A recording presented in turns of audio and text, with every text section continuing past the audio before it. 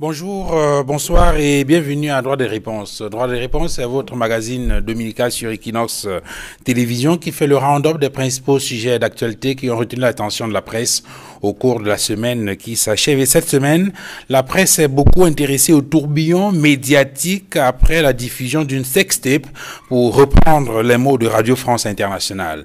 Le scandale, dit RFI, met en cause 3 protagonistes, une jeune fille et 2 hommes, dont l'un est un célèbre journaliste sportif. Ce journaliste sportif dévoile qu'à la race est Martin Kamimim, suspecté d'avoir participé aux débats sexuels en groupe organisé dans son propre bureau sous l'œil d'une caméra. Le promoteur de Radio Sport Info, dit le journal de Christophe Bobiokono, est désormais l'une des cibles d'une plainte initiée par sa partenaire, Malika Bayemi. Le quotidien Le Jour apporte d'autres précisions. Il s'agit d'une plainte portée par 7 avocats du collectif FOUS. Maître Dominique Fous et ses acolytes ont déposé une citation directe contre le journaliste. Ils disent avoir choisi cette formule, entre autres, pour donner plus de chance à l'aboutissement sans anicroche de l'instruction judiciaire. Surtout lorsqu'on sait, expliquent les avocats de Malika, qu'une autorité de qui, à minima, le silence était attendu, s'est empressée de prendre fait et cause pour une des personnes poursuivies, suggérant même de façon explicite que pour des faits tels que délivrés à l'opinion, aucune infraction ne pouvait être retenue.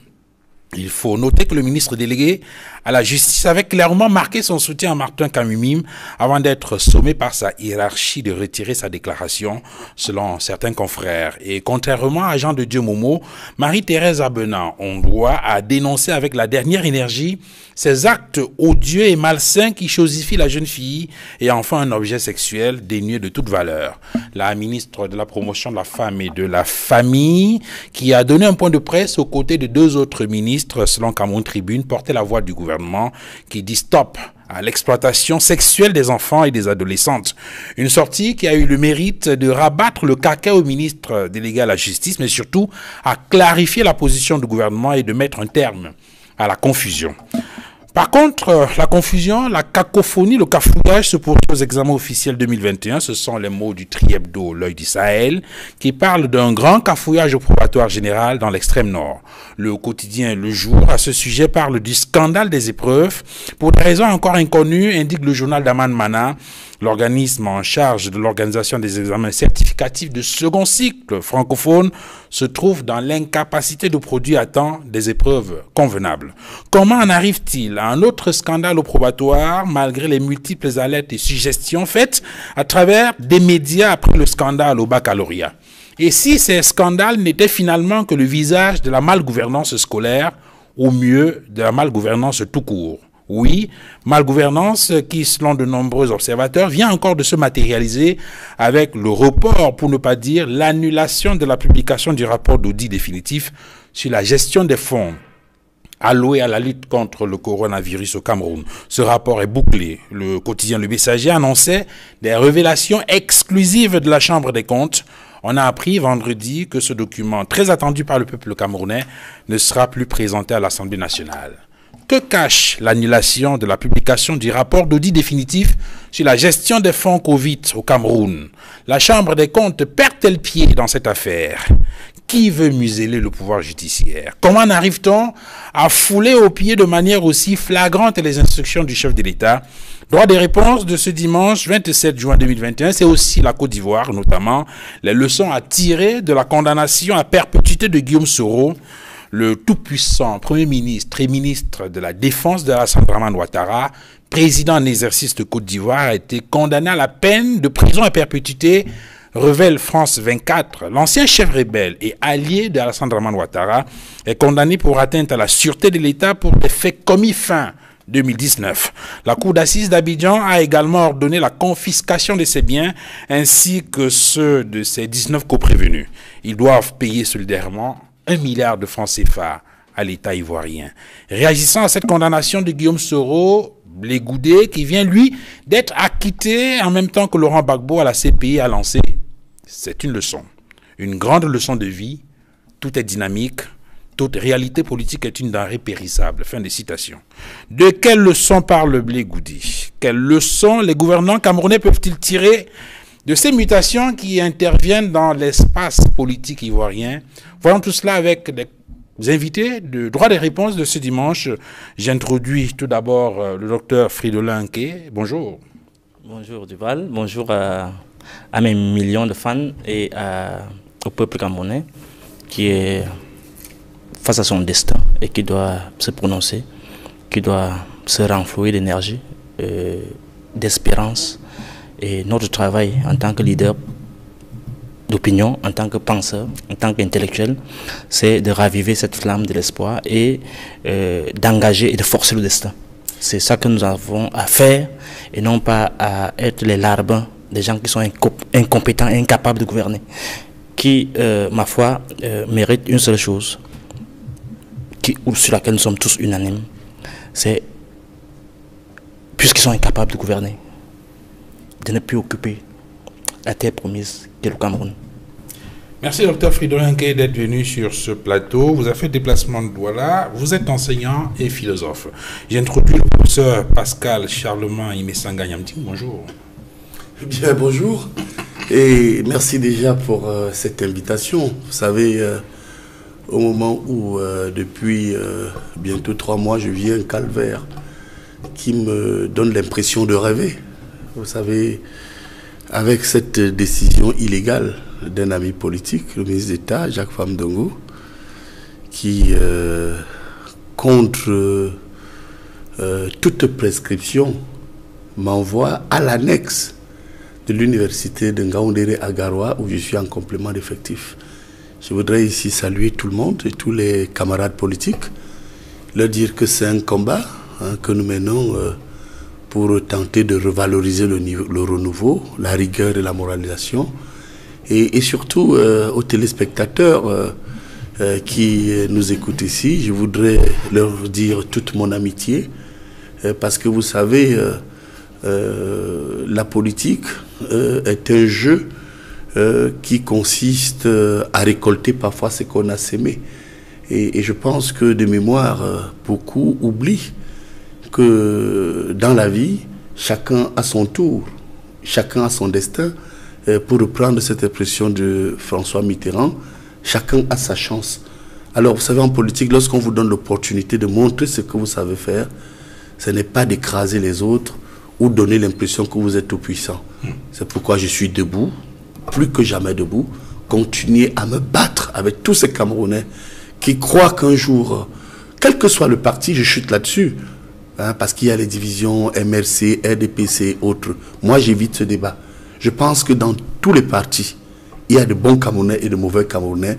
Malheureusement, on n'a pas toujours l'impression que ce sont de bons Camerounais qui ont été ici cooptés par le président Paul Biya, mon maître politique. Je n'ai pas vraiment l'impression que 38 ans après, ils ont rempli pleinement la feuille de route que leur a donné le président Paul Biya.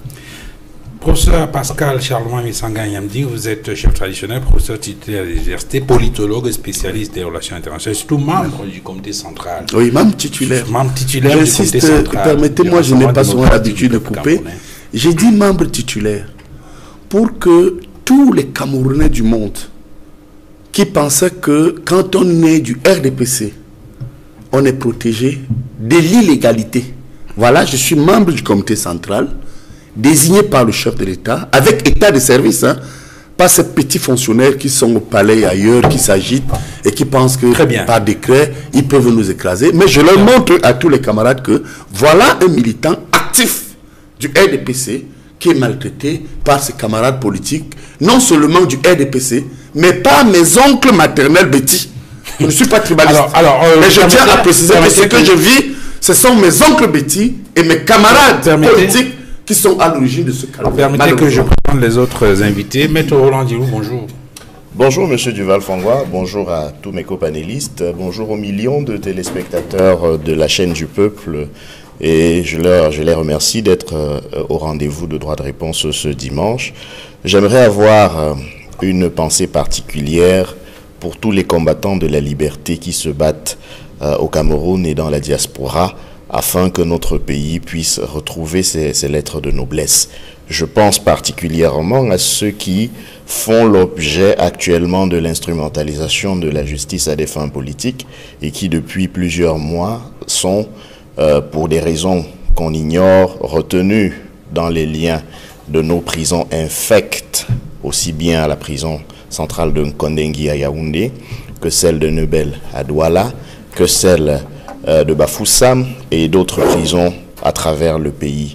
J'aimerais leur adresser très humblement et très modestement mon salut et mes encouragements confraternels. J'aimerais profiter de l'occasion que vous me donnez pour signaler, et c'est peut-être à la suite du professeur Messanga Nyamding, que la bataille que les Camerounais doivent mener n'est pas une bataille qui dépend d'une chapelle politique.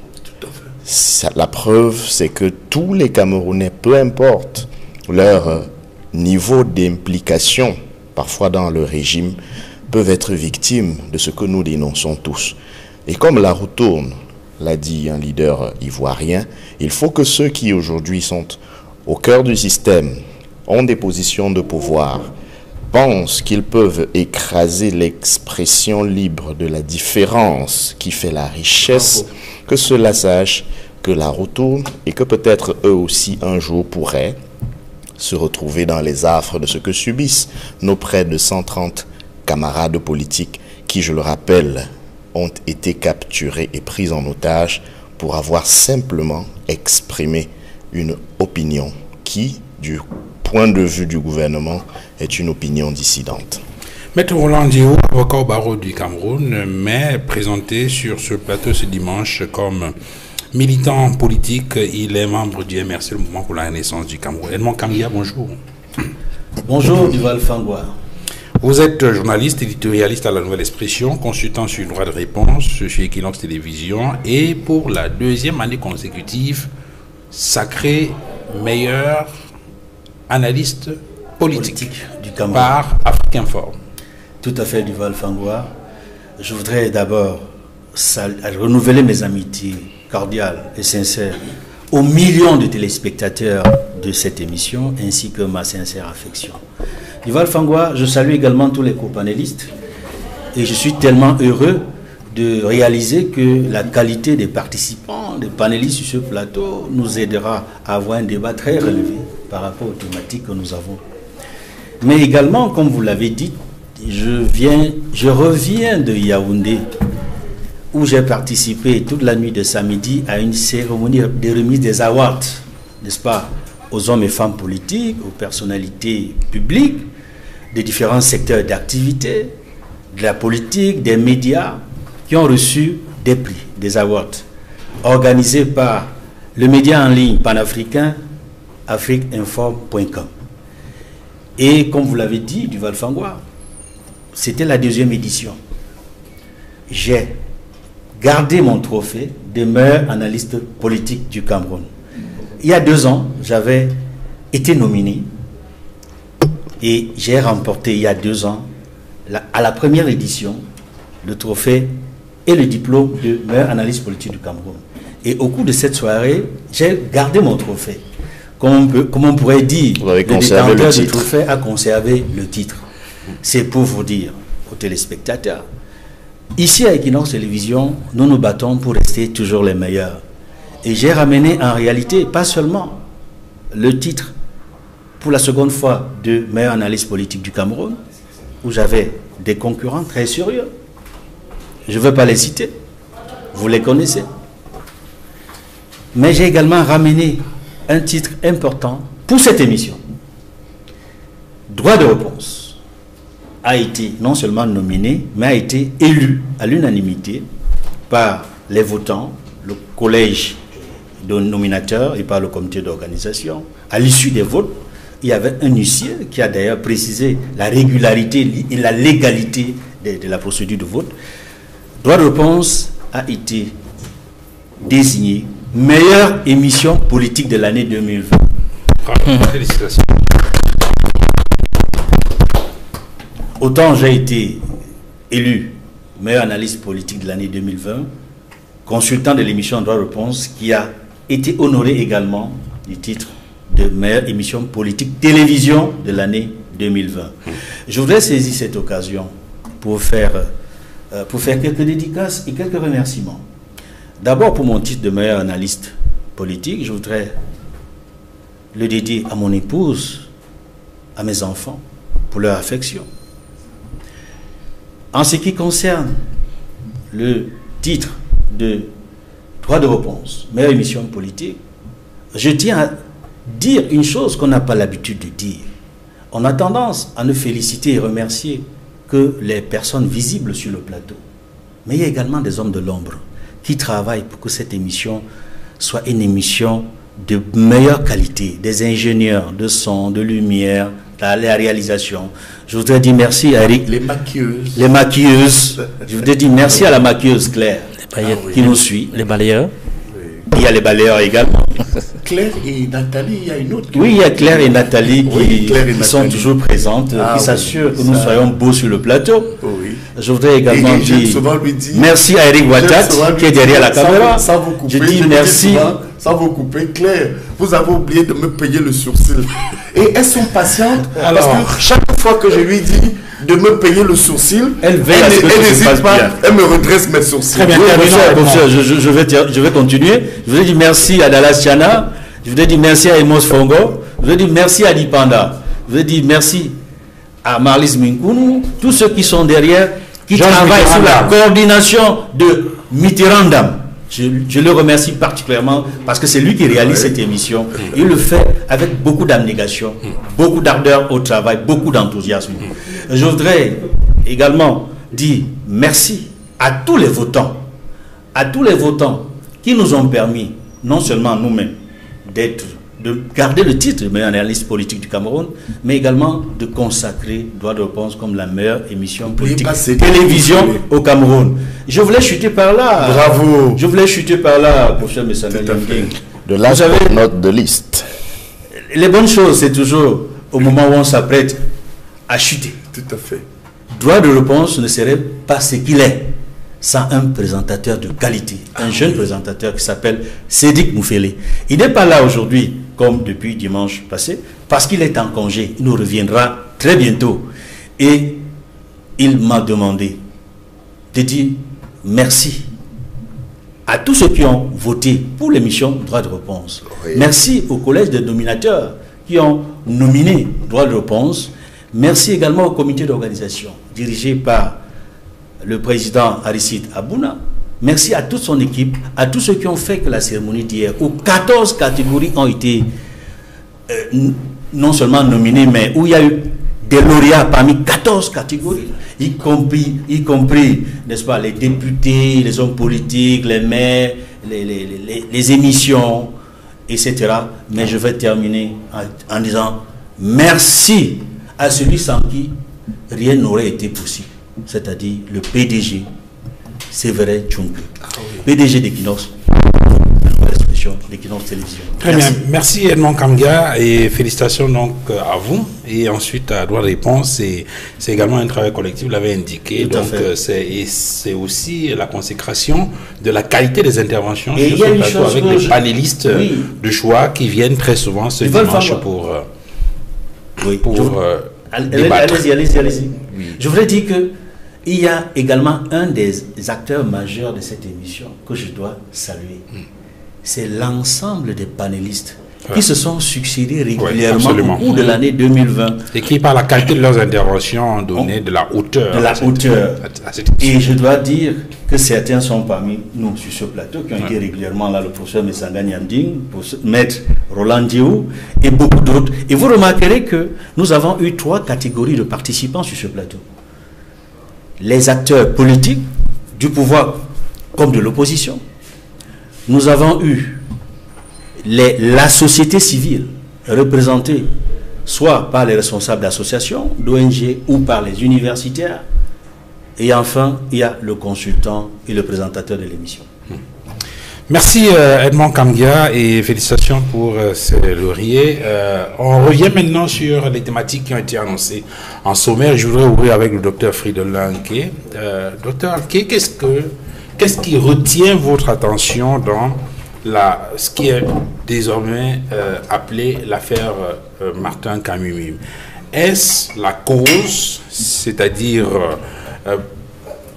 on va dire ça comment, cette cause qui est attribuée à une sorte d'évitement social.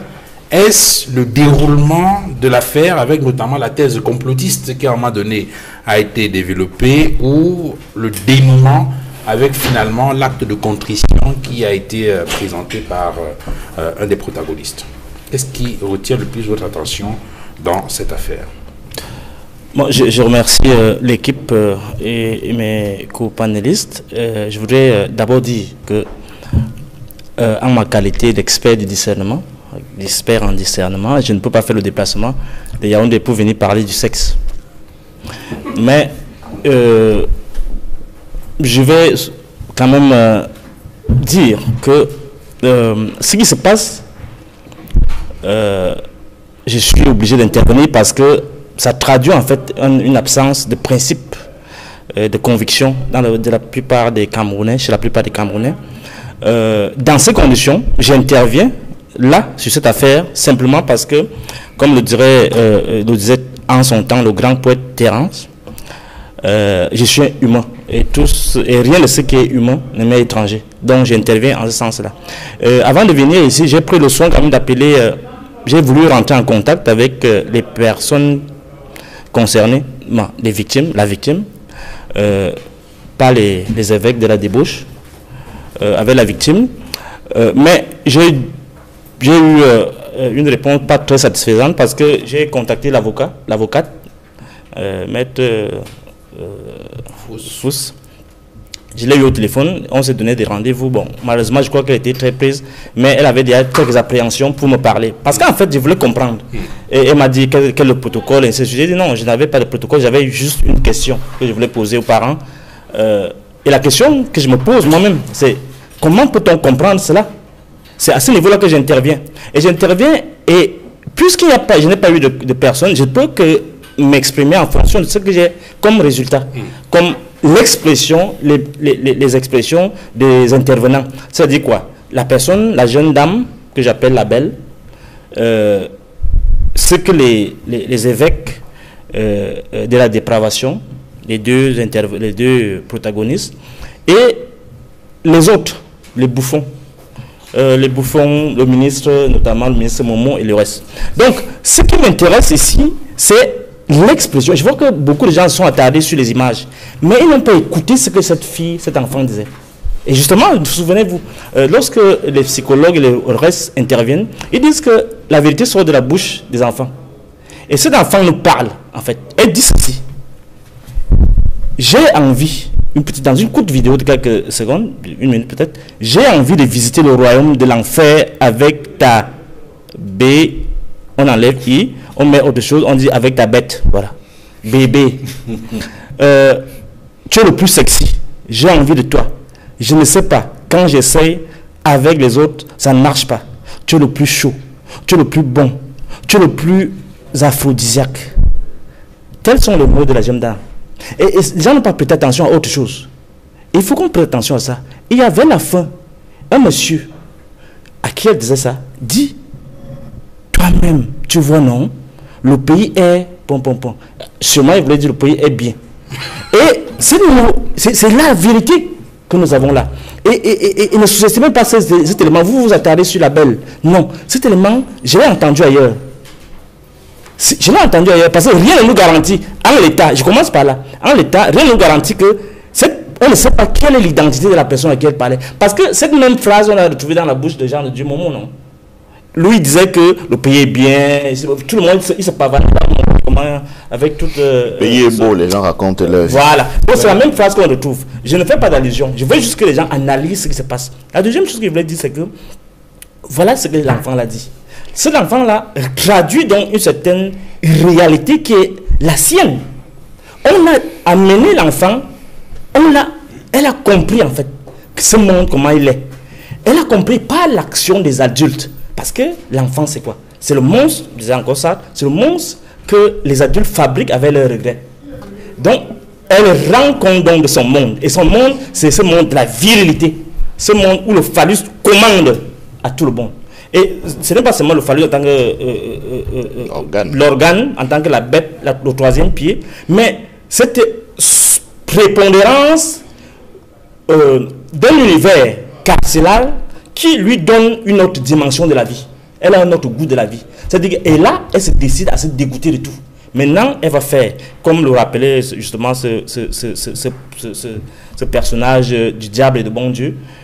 Elle dit vraiment, les hommes d'aujourd'hui naissent criminels. Donc je vais revendiquer ma part de crime. Elle rentre donc en plein dans ça. Voyez-vous, quand je dis ça, je vous dis 3 choses. Première chose, c'est que nous avons des acteurs du film porno. Et ces acteurs-là, ils sont au nombre de 3 grands groupes. La Belle, les 2 évêques dépravés, et plus tard, ceux qui viennent en rescousse à l'autre. Et ceux qui viennent en rescousse, on va en parler tout à l'heure. Bon, d'abord la Belle. La Belle, voilà un rencontre d'un malaise, le malaise d'une génération. Et les gens vont s'attarder, voilà la destruction. La femme est détruite par un monde à tous les niveaux qui l'accapare et lui enlève le cœur. Parce que, je vous dis, je peux vous assurer, même si je n'ai pas besoin de parler avec elle, à cet âge-là, dans ces conditions-là, elle ne peut éprouver aucun goût. Donc du coup, il faut qu'on comprenne, elle est rentrée dans une démarche, puisque le monde de la politique a perverti tous les liens. Et Nietzsche disait que à ce niveau-là, le royaume des cieux, c'est l'expression du cœur. Elle n'a plus de cœur.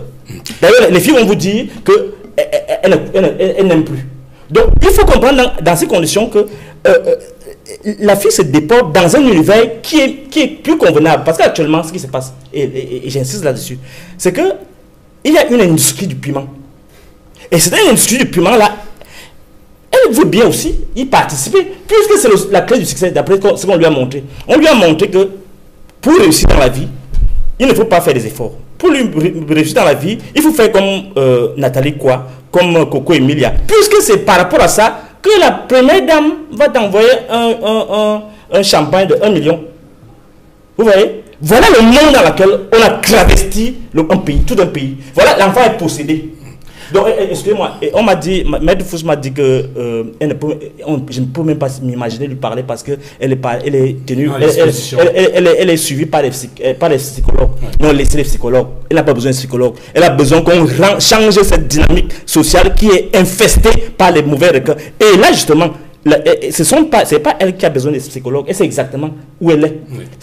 Les personnes qui ont besoin de psychologues, c'est ces faux infirmes-là qui utilisent leurs infirmités pour imposer aux gens la malchance. Voilà. Alors on reviendra sur le 3e groupe, parce qu'on a parlé tout à l'heure des bouffons, ceux qui accompagnent. Oui, je vais insister, oui. On revient là-dessus. Je donne la parole au professeur Pascal Messanga Nyamding. Professeur, après ce que beaucoup ont considéré comme la bourde du ministre délégué en charge, ministre délégué à la justice, il y a eu comme une sorte de recadrage, non? On peut considérer cette sortie du ministre Abena Ondoa comme une sorte de recadrage sur la précision de la position du gouvernement par rapport à cette question. Je suis d'abord consterné. Je suis choqué. Parce que, voyez-vous, depuis bientôt 20 ans, j'ai commencé la politique, j'avais 20 ans. Et entre 20 et 30 ans aujourd'hui, j'ai axé mon combat politique sur les valeurs. Dans le RDPC, tout le monde le sait. Et je ne me suis pas seulement contenté d'opérer ce choix, mais j'ai écrit un certain nombre d'ouvrages avec mon défunt ami et compagnon très cher, Charles Ateba Yéné. Et souvenez-vous, le Cameroun sur la dictature des loges, des sectes et du magico-anal. C'est moi qui détiens encore le manuscrit de ces travaux que nous avons menés ensemble. Et à la fin, parce que Charles l'a voulu, et nous étions d'accord là-dessus, que je prépare la préface qui déjà prédestinait le lecteur à comprendre le contenu. Je suis choqué parce que il y a une banalisation de la perversion et des obscénités sur ce régime que je soutiens. Moi, je le dis, j'ai eu la chance d'avoir quelques audiences avec le chef de l'État, qui, je me souviens un jour, le président Biya, lors d'une audience, ici à Douala, lorsque j'étais reçu et il inaugurait le pont sur le Vouri, il m'a félicité. Je voudrais sortir de quelques réserves. Et son épouse a eu à me dire un jour qu'écoutez, professeur, nous aimons vous écouter. Et le président m'a dit, pour la première fois je le sors ici, surtout ne vous découragez pas. Parce que le discours qui était le mien et qui consistait à dénoncer une mafia des réseaux où, lorsque vous vous levez un matin, vous dites que à l'université, un professeur a violé ou pour avoir parfois le doctorat et parfois leur école qu'ils appellent les agrégés, il faut donner l'anus. Moi, M. Sanga Nyamding, j'ai eu le courage de le dire. J'ai un étudiant qui a soutenu sa thèse parce que le professeur Kounou est venu me voir. Il me dit, mais que cet étudiant me pardonne, le docteur me casse. Pour qu'on sache que par moment, il faut sortir des tabous. Ce pauvre gars est là, il souffre. Un agrégé en sciences politiques, aujourd'hui à la présidence de la République, conseiller spécial, harcelait ce garçon. Conseiller spécial du chef de l'État, j'ai des preuves. Et ce gars vient me voir. Permettez. Oh là là, oui, mais je vais faire juste une précision. Oui. Vous êtes en train de faire un développement, vous expliquez non, quelque chose sur la base. En relation. Ce que je vais dire, c'est que de mon point de vue, il n'est pas nécessaire de donner un certain nombre d'indications de façon précise avec des noms parce que ça peut donner le sentiment qu'on mais je continue à vous dire que ce monsieur existe. Si vous faites de la politique, moi je suis un homme politique professionnel. Si vous faites de la politique du Gondwana, où à chaque moment on donne toujours des codes, j'ai donné un minimum de codes, je n'ai cité personne. Mais ce garçon qui est proche de moi, et de Michel Kounou, a finalement soutenu sa thèse parce que nous sommes intervenus. Ramenez donc à cette affaire. Il faut interpeller et corriger 3 sociétés au sein de l'État camerounais, même ailleurs. 1. La banalisation de la perversion par la société politique. 2. La banalisation de la perversion par la société administrative, c'est-à-dire ceux qui occupent les fonctions de pouvoir et de décision. 3. La banalisation de la perversion par la société civile. Et vous allez donc comprendre que cette banalisation globale est telle qu'aujourd'hui, on a vu un lion indomptable que je ne citerai pas, mais qu'avec mes mauvais yeux, j'ai revu le match amical Cameroun-Nigeria. Ce garçon qui joue en Russie était sur le terrain. Or, il avait exhibé son sexe. Pour moi, j'étais convaincu, en tant qu'homme politique et biaïste, qu'on ne verrait plus jamais ce gars porter le vert ou jaune. Ce gars a porté le vert ou jaune. Souvenez-vous des affaires de Kribi, où les enfants se tripaient en fond de classe. Souvenez-vous de bien d'autres affaires, pleines qu'on ne peut pas citer ici. Je vous assure que ramener à l'affaire Camille Mim, que je connais très bien, parce que ce garçon a eu à m'inviter à me recevoir dans son bureau, je suis déçu.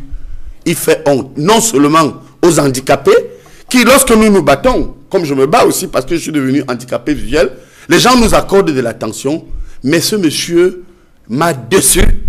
Et je voudrais saisir ce point de vue pour vous dire que c'est inadmissible un tel type de comportement. Et je chute pour 3 raisons. 1. Regardez comment on a chosifié la femme. Est-ce que ces gens-là, ce type de monstres, et ceux qui entretiennent cela de manière transversale réalisent que chacun de nous ici est sorti du ventre d'une femme? Deuxièmement, que les gens comprennent que la banalisation de la perversion a par moment légitimé ce que j'appelle la pédophilie. Parce qu'en français, pour ceux qui nous écoutent, il faut bien faire la différence entre un pédophile, un individu qui est essentiellement attiré par des enfants, que ce soit les petits garçons ou les petites filles. Ils sont pleins dans tous les corps sociaux camerounais. C'était mon combat. Et enfin, la pédérastie. Donc vous voyez, donc, dans l'état actuel, je voudrais féliciter Madame Abena. J'ai même peur pour elle. J'espère que cette sortie, puisque on a eu ici à un moment donné le top 50, et on a vu un ministre faire semblant de pleurer. Et il est toujours là. Et comme par hasard, il est de mon parti aussi. Mais je voudrais qu'à un moment donné, on prenne nos responsabilités, qu'ensemble, même si nous ne pouvons pas marcher, que l'on dise non. Non, non et non plus jamais cela, parce que ça dévalorise l'enfant, ça dévalorise la femme et ça dévalorise l'Africain. Ok. Maître Roland Djiou, à un moment donné, il y a eu l'érection d'une thèse complotiste dans cette affaire-là. Est-ce que la sortie de Martin Camille, l'acte de contrition qu'il a posé, ne fait pas tomber complètement cette thèse complotiste? Je vous remercie de la question que vous me posez. J'aimerais faire observer au préalable que même dans l'Afrique du Sud post-apartheid, quand on a procédé à la réconciliation, c'était après la vérité. Donc, l'acte de contrition que nous avons tous vu est un élément, c'est factuel certes, mais il y a des choses qui se sont passées avant l'acte de contrition qui sont aussi factuelles et qui, de mon point de vue, laissent planer un sérieux doute sur la sincérité de la dite contrition. Parce que figurez-vous que, en ce qui me concerne, sans forcément rentrer, peut-être que je le ferai un peu plus tard, sans forcément rentrer dans les éléments de fond, le public qui a assisté à cette affaire peut avoir été choqué par à peu près deux choses. La première, c'est dans la première intervention du concerné, ce qu'il a appelé mise au point, d'abord non seulement une dénégation, mais aussi une dénégation cousue de fil blanc. Tout le monde s'est posé la question de savoir comment peut-on laisser deux inconnus dans son propre bureau et aller faire autre chose. Donc, cette première prise de parole, relativement rapide d'ailleurs, on peut même estimer dans l'urgence, voire la précipitation, ne me semblait pas tout à fait nécessaire. Ne serait-ce que pour la sérénité que requiert le traitement de ce qui peut être un scandale d'une affaire aussi délicate. Donc on a commencé par se moquer un peu de l'intelligence des uns et des autres. Et je crois que les Camerounais ont réagi à ce moment-là parce qu'ils se sont sentis insultés dans leur intelligence. On ne peut pas à ce point mépriser les uns et les autres et penser que ça ne se verrait pas, que c'est quand même un peu curieux que l'on laisse des inconnus déambuler comme ça dans son bureau et avec quiétude et sérénité. La deuxième sortie de piste, à mon humble avis, c'est... Mais avant d'arriver sur la deuxième piste, sur cette question, il a répondu, même si c'est de façon implicite, bouleversé par par le déroulement des événements. C'est pour ça que je me contente de donner les faits qui me permettent de poser mon jugement. Même pas mon jugement, mon opinion. Encore que la notion d'opinion peut être... nous sommes avec un expert en discernement, donc je suis très mesuré. Je dis, on peut être bouleversé effectivement quand on fait face à l'émergence d'un scandale. Mais le bouleversement ne fait pas de soi un amnésique. Vous ne transformez pas vos amis en inconnus parce que vous êtes bouleversé par un scandale. Je veux dire qu'on aurait pu se passer du fait de nous présenter les personnes qui ont été reçues dans ce bureau-là comme des inconnus, qu'on soit bouleversé ou pas, on sait si on se connaît ou pas. Ça, le minimum que l'on doit à la décence publique, c'est cette sincérité. Et ça n'a pas été que ça. Et donc, j'en viens au deuxième élément qui me semble être une sortie de piste. C'est l'interview sur une chaîne concurrente qui, de mon point de vue aussi, n'était pas nécessaire.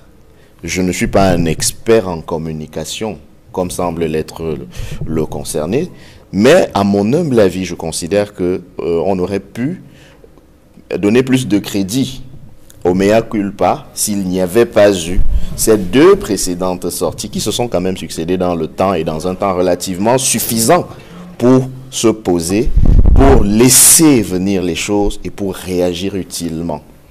Mais moi, ce que je veux souligner à l'attention de l'opinion publique, je laisse le soin aux philosophes de rentrer disséquer le sens profond que cela peut avoir pour la société et ce que l'on pourrait appeler l'état de décrépitude avancée de la morale et de la moralité publique. J'aimerais souligner quelques éléments. Premièrement, le fait que pour une fois, ou pour une des rares fois, on a bien vu que les Camerounais peuvent se mobiliser. Parce que les réseaux sociaux nous ont démontré à l'occasion de cette affaire que la cause de la protection de l'image, aussi bien de l'enfant que de la femme, a solidariser beaucoup de Camerounais au-delà de plusieurs lignes de fracture qu'on observe souvent dans la société. C'est une chose que je voudrais féliciter. Et c'est une chose sur laquelle je voudrais insister pour dire aux Camerounais qu'ils sachent que c'est précisément comme cela. C'est précisément de cette manière-là qu'il faut aborder des questions encore plus sérieuses. Je souscris au professeur qui dit qu'il ne peut pas venir de Yaoundé pour parler de sexe. Moi aussi, je ne souhaite pas que cette affaire soit traitée sous l'angle de sa posture pornographique, mais que l'on en tire des leçons pour notre société. Il faut que l'on tire donc la leçon de savoir que les Camerounais peuvent agir. Il faut qu'ils se mettent dans l'urgence de l'action. Et à la suite de l'urgence de la pensée telle que cela a été théorisé par le professeur Maurice Kamto, qu'ils désormais se saisissent de l'urgence de l'action. Ce sont des petites choses comme ça qui montrent que quand le peuple veut, il le peut. Et là, on était dans un environnement qu'on qualifie de virtuel. On n'était pas dans une démonstration d'ordre physique ou sur le terrain. On n'était encore que dans le virtuel. Et on a bien vu que même sur le virtuel, s'il y a une certaine mobilisation, le bourreau peut baisser la garde et poser le genou au sol. Et c'est cette leçon que je tire dans le mea culpa.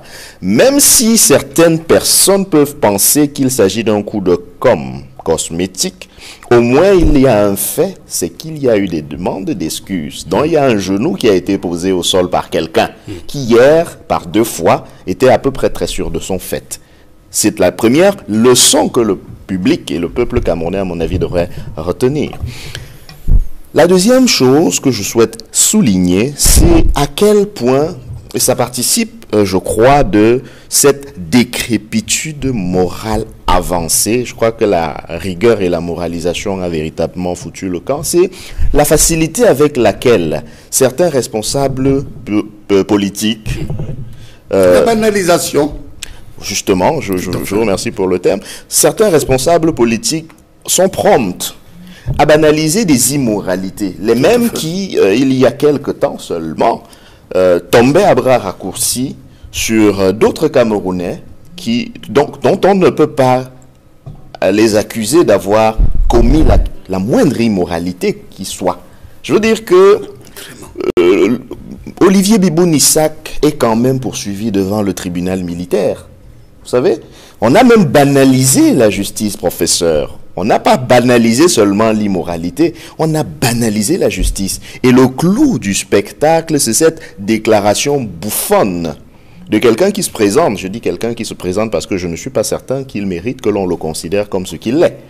Quelqu'un qui se présente comme membre du gouvernement, qui, alors que personne ne lui a rien demandé, personne ne lui avait rien demandé, a cru devoir faire des sorties qui sont plus des sorties de piste, pour soutenir quelque chose qui, du point de vue de la commune opinion, est un véritable scandale. Quand on est membre du gouvernement, quand on se dit membre du gouvernement, et même d'un gouvernement illégitime comme celui dans la mise au point que le ministre délégué, justement, puisqu'on parlait des gens de Dieu Momo, dans la mise au point qu'il a faite, il a indiqué qu'il a pris la parole en tant qu'individu, en tant qu'un citoyen, et qu'il peut comprendre que la ligne de démarcation entre sa personnalité, membre du gouvernement, et sa personne puisse être difficile à cerner. Monsieur Fangwa, je crois que l'individu que vous évoquez est coutumier des sorties de pistes dérapantes qui finissent par devenir ses opinions personnelles qui n'engageraient pas le gouvernement auquel il appartiendrait. Vous vous souvenez les allusions hasardeuses formulées à l'occasion d'une comparaison avec la grande Shoah qu'il prédisait à une communauté au Cameroun, qui n'ont pas fait l'objet de condamnation. J'aurais souhaité voir, par exemple, un autre ministre faire la sortie que Mme Abena Ondoa a faite après cette sortie de piste en son temps pour recadrer les choses. Cela n'a jamais été fait. Donc, on peut donc conclure, même provisoirement, que nous sommes en présence d'un régime non seulement du 2 poids 2 mesures, mais aussi de l'immoralité entretenue, qui lorsqu'il sent peut-être, par rapport à ce que j'évoquais tout à l'heure, que l'opinion publique lui est complètement à dos, se sent obligé lui aussi de faire des sorties peut-être cosmétiques pour ne pas totalement prêter le flanc. Et c'est dans ce sens-là que j'imagine la sortie peut-être ultérieure de Madame le ministre de la Promotion de la Femme et de la Famille. Je voudrais chuter en disant que le Cameroun a atteint un tel niveau de...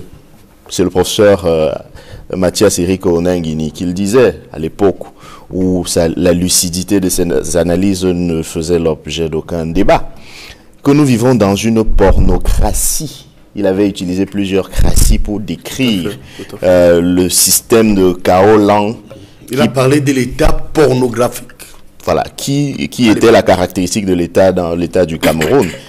Cet état du pouvoir perpétuel qui ne gouverne que par le chaos. Et l'immoralité entretenue est un élément du chaos ambiant. C'est ce chaos ambiant qui fait que parfois on peut soit accuser, comme certains militants du RDPC le font souvent. J'ai souvent été témoin de plateaux où, pendant les campagnes électorales notamment, où au lieu de faire valoir des arguments de fond, des programmes ou des projets de société, certains camarades du professeur Messanga Nyamding ont cru devoir, parce que le vent de l'immoralité est tellement ambiant dans notre société qu'il est difficile d'accuser quelqu'un et que cela ne soit pas vrai, qu'on a cru devoir jeter en pâture certains leaders politiques respectables et respectés. Et je crois que le professeur Maurice Kamto a été victime de ce vent qui permet de salir parfois les gens sans avoir à risquer le tribunal militaire comme nos amis politiques. Donc, j'aimerais donc dire que cette situation n'est possible que précisément parce que la société est complètement pourrie. Au point où on se dit, est-ce qu'il peut y avoir un grain de maïs bon dans tout ce sac de maïs pourri? De sorte que c'est facile. Et comme la tête du professeur Maurice Kamto est souvent belle pour l'accuser, y compris de l'infertilité de certaines personnes, tout le monde fait bon de mettre dans son dos beaucoup de choses qui ne tiennent pas la route. Cela ramène la question à une question de valeur. Il faut donc qu'on se recentre sur les valeurs dans notre société. Je suis très heureux que le professeur Fridolin Nké ait voulu aborder la question dans ce sens-là. Je vais avec lui aller dans le même sens et dire que cette situation, à mon avis, fixe le tableau d'une société qui est en mal de sa jeunesse. C'est le fer de lance de la nation que nous voyons comme ça, n'être désormais plus préoccupé que par des affaires qui relèvent de l'enfer, pour paraphraser la vidéo que nous avons vue. Et donc, personne ne pense plus à s'élever, personne ne pense plus aux choses de l'esprit. La plupart des jeunes, demandez-leur de s'exprimer, et demandez à un jeune de la vingtaine de vous expliquer quelque chose. Vous verrez avec quelle difficulté il trouve les mots. Vous verrez avec quelle difficulté il cherche, d'ailleurs, même pas qu'il les trouve, avec laquelle difficulté il cherche les mots. C'est peut-être pas forcément la faute à ce jeune, parce qu'il ne s'est pas éduqué lui-même. Et s'il s'est éduqué lui-même, c'est la faute à ceux qui l'ont laissé s'éduquer tout seul, parce que la responsabilité de la société et du pouvoir politique dans une société, c'est précisément à travers la notion de leadership, d'indiquer la voie et de prévoir le type de Camerounais qu'on veut avoir à une échéance précise. Si c'est ça le type de Camerounais que le renouveau, avec la rigueur et la moralisation, a voulu que nous soyons au Cameroun en 2021, je crois que c'est réussi. Edmond Kambia, dans cette affaire, il y a eu à un moment donné le sentiment qu'il y avait du 2 poids 2 mesures. Parce qu'il faut rappeler qu'à côté de l'affaire Martin Kayumi, il y a une autre vidéo impliquant Paul Tuta. Et certains ont estimé qu'il y avait une sorte d'indignation sélective. Est-ce que vous avez senti, est-ce que vous voyez les choses de la même façon?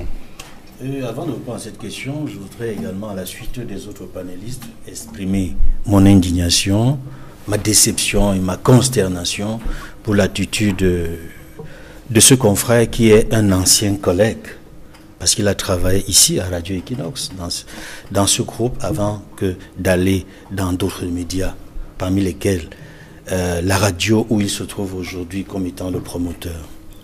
Donc, ma double déception, d'abord comme ancien collègue, confrère, et ensuite en tant que parent d'élève.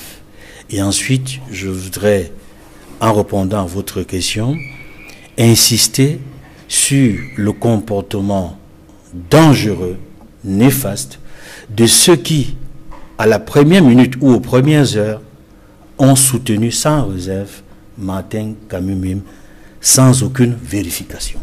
Vraiment. D'abord, l'acte que Martin Kamimim a posé est ignoble. Là, je parle en tant que confrère, en tant que journaliste.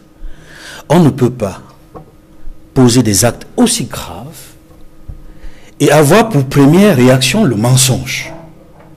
Je dis bien, on ne peut pas poser des actes aussi ignobles, graves, une atteinte à la dignité de la fille et de la femme, et que la première réaction soit le mensonge. C'est grave pour un journaliste de mentir. Si c'est un bon journaliste, comme je le sens, je le crois, parce que nous l'avons formé ici à Equinox, avant qu'il n'aille à STV, avant qu'il n'aille à RSI, il sait très bien qu'un journaliste ne ment pas. Un journaliste dit la vérité. Et la charte de Munich, comme d'autres textes internationaux, y compris, n'est-ce pas, le code éthique et déontologique signé par le gouvernement, mais aussi le code de conduite, le code éthique qui a été adopté par l'Union des journalistes du Cameroun, dont je suis membre fondateur, interdit le mensonge. Parce que le devoir du journaliste, c'est de dire les faits, rappeler les faits, quelles qu'en soient les circonstances, quelles qu'en soient les conséquences, donner les faits, la vérité des faits. Et ce que Martin Kamimim a fait ne ressemble pas à ce que doit faire un journaliste. Je le condamne d'abord pour ça. Parce qu'il a d'abord menti. Il n'a pas dit les faits.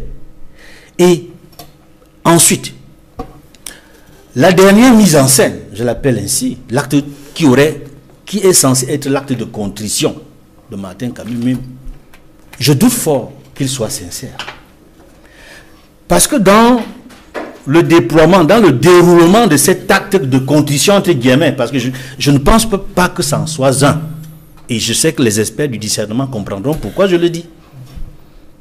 Il ne dit pas d'abord ce qui s'est passé. Il ne dit pas voici ce que j'ai fait. C'est pas comme ça qu'il commence. Et pour ça, je demande pardon. Et pour ça, je demande pardon. Parce qu'il doit d'abord dire voici ce que j'ai fait. Jusqu'à présent, c'est mystérieux.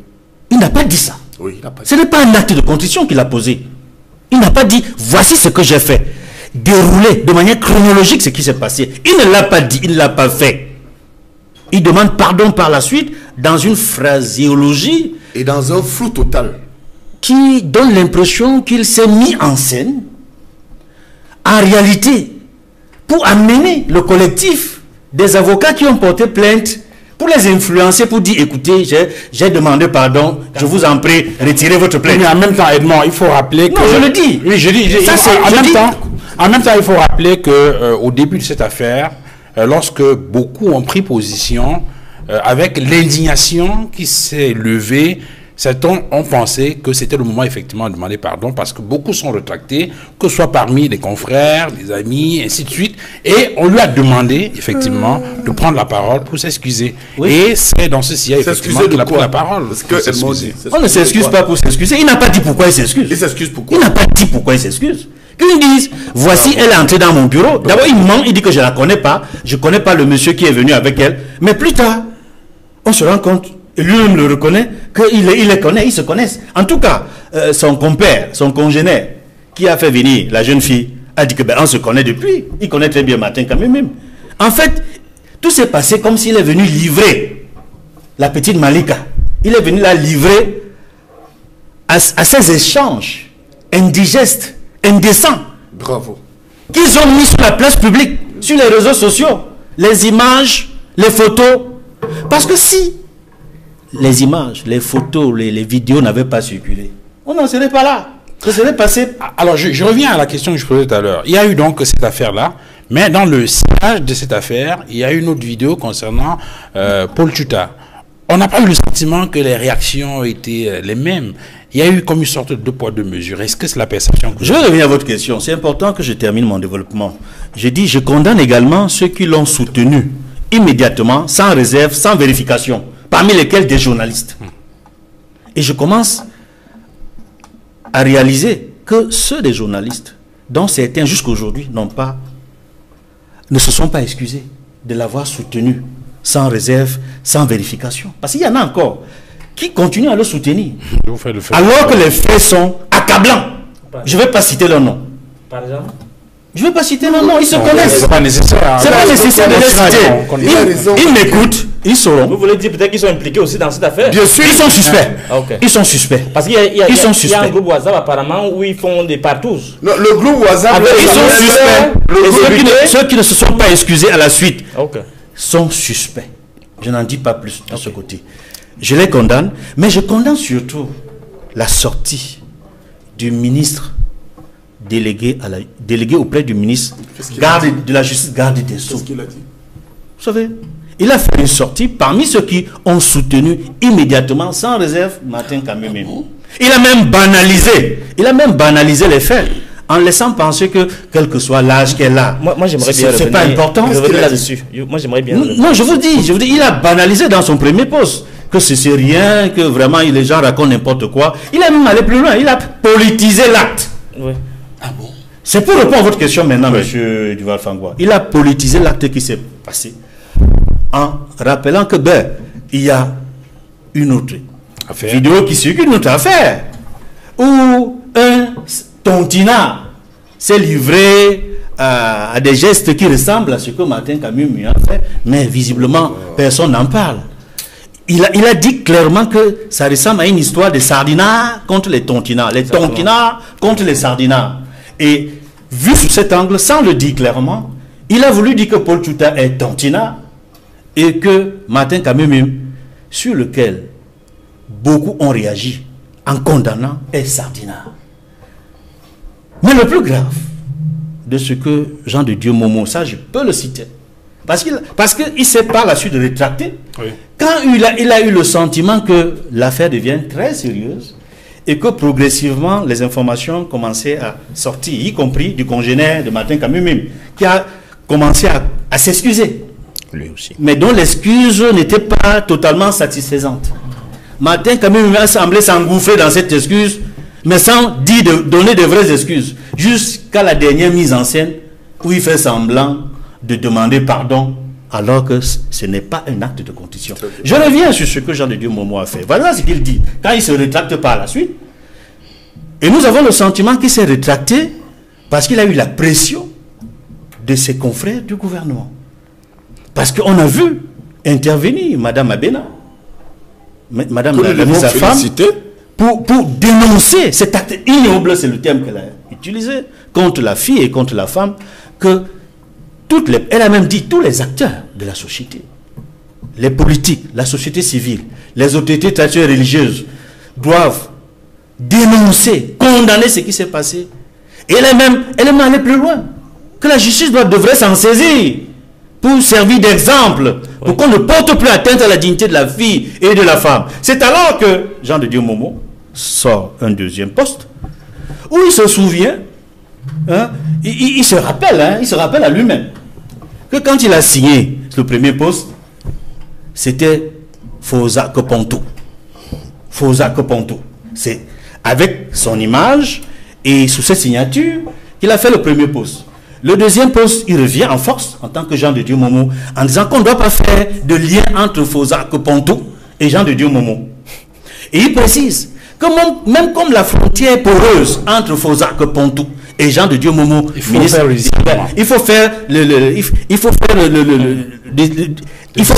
distinguo entre le personnage Fosa Kopontou et Jean de Dieu Momo. Mais c'est trop tard.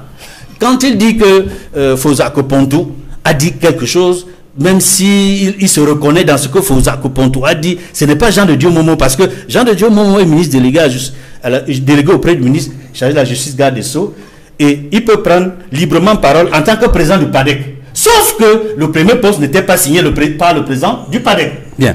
Je ne vais pas terminer. Il faut qu'on avance, Edmond. Non, je vais terminer avec le ministre Jean de Dieu Momo pour ne pas l'oublier. Oui. Voici donc un ministre qui s'occupe de tout, qui s'intéresse à tout, qui passe ses journées, ses heures sur Facebook. On ne sait pas s'il est véritablement en fonction.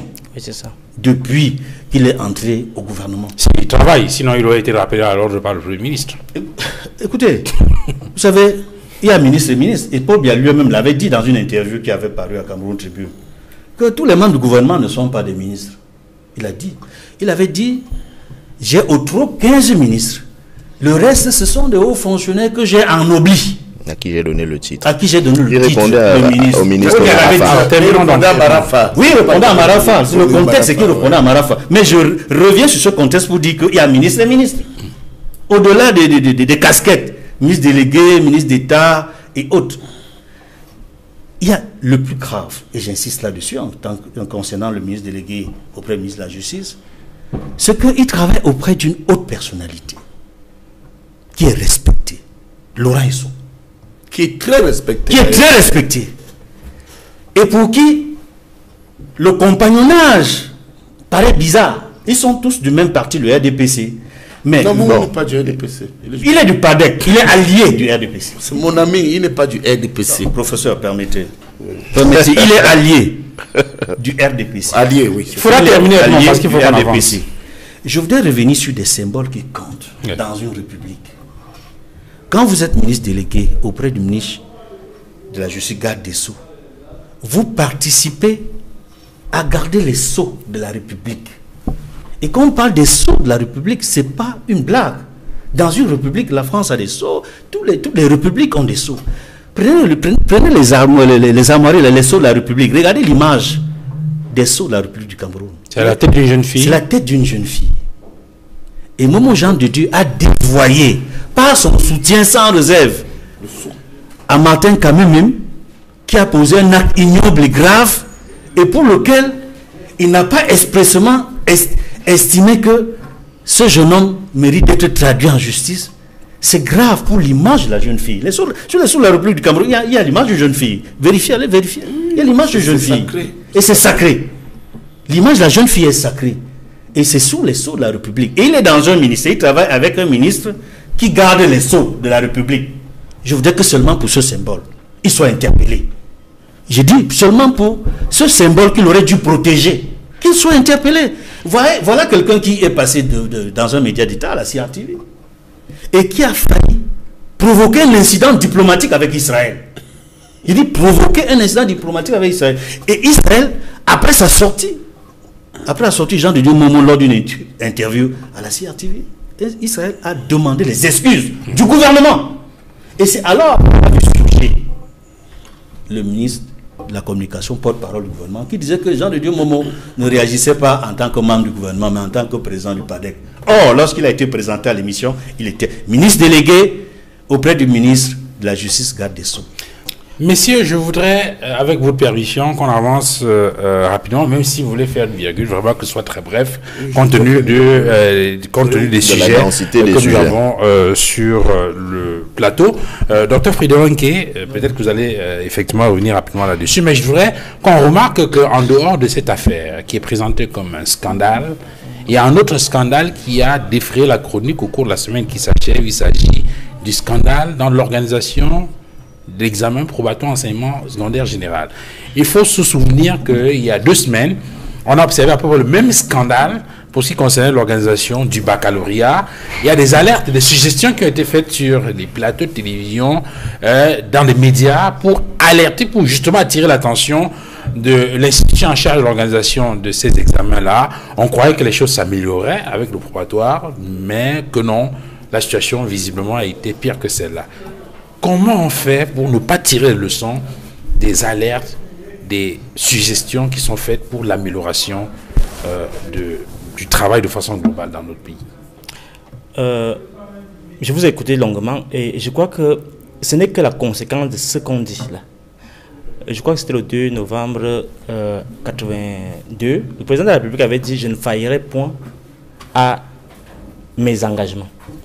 Et ce qui se passe là, c'est que non seulement il a failli, mon voisin a trahi. Mon voisin, parce que c'est mon voisin, je n'en dirai pas plus. Mon voisin a trahi parce que fondamentalement, ce qui se passe là, c'est le dévoiement de la fonction présidentielle, le dévoiement de la destruction de la République. La destruction de la République parce que lorsque le président de la République a un peuple qui se dit respecté, ils n'ont pas, suivant la formule CONSAT, idolâtré de la discrétion. Le pouvoir discrétionnaire. Pouvoir discrétionnaire. Ils n'ont pas n'importe qui. Celui dont vous parlez là, c'est le roi des mendiants. Et ce n'est pas, je ne le dis pas comme une insulte. Quand vous voyez M. Jean de Dieu Momo se comporter, ça me rappelle un livre, l'opéra de Katsu, de Brecht.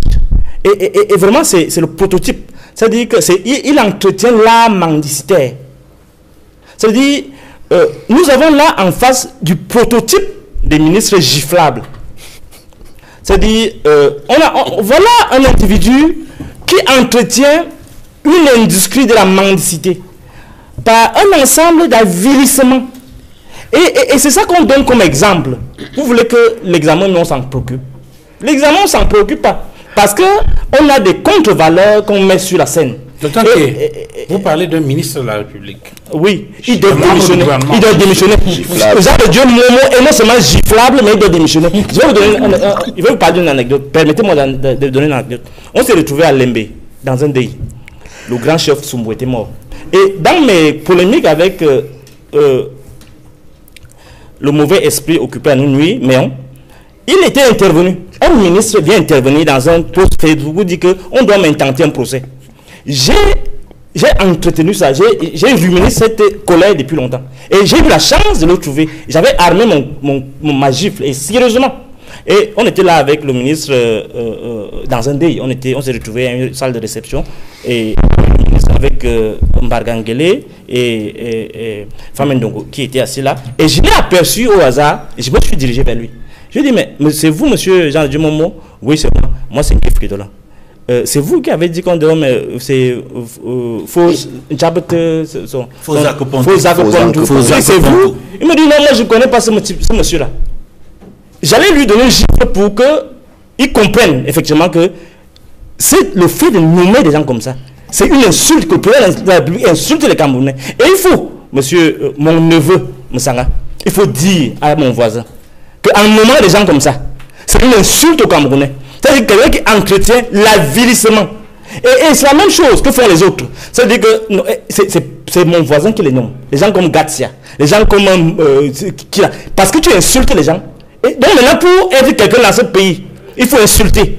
Pour être quelqu'un dans ce pays, il faut tordre le cou. Et pour être quelqu'un dans ce pays, il faut pervertir la jeunesse. Et c'est ça, il est responsable de ce qui arrive. Et malheureusement, vous voulez qu'on parle de quoi? Parce que dans une république, on a vu comment ça fonctionne ailleurs. Le baccalauréat, le probatoire, c'est des institutions.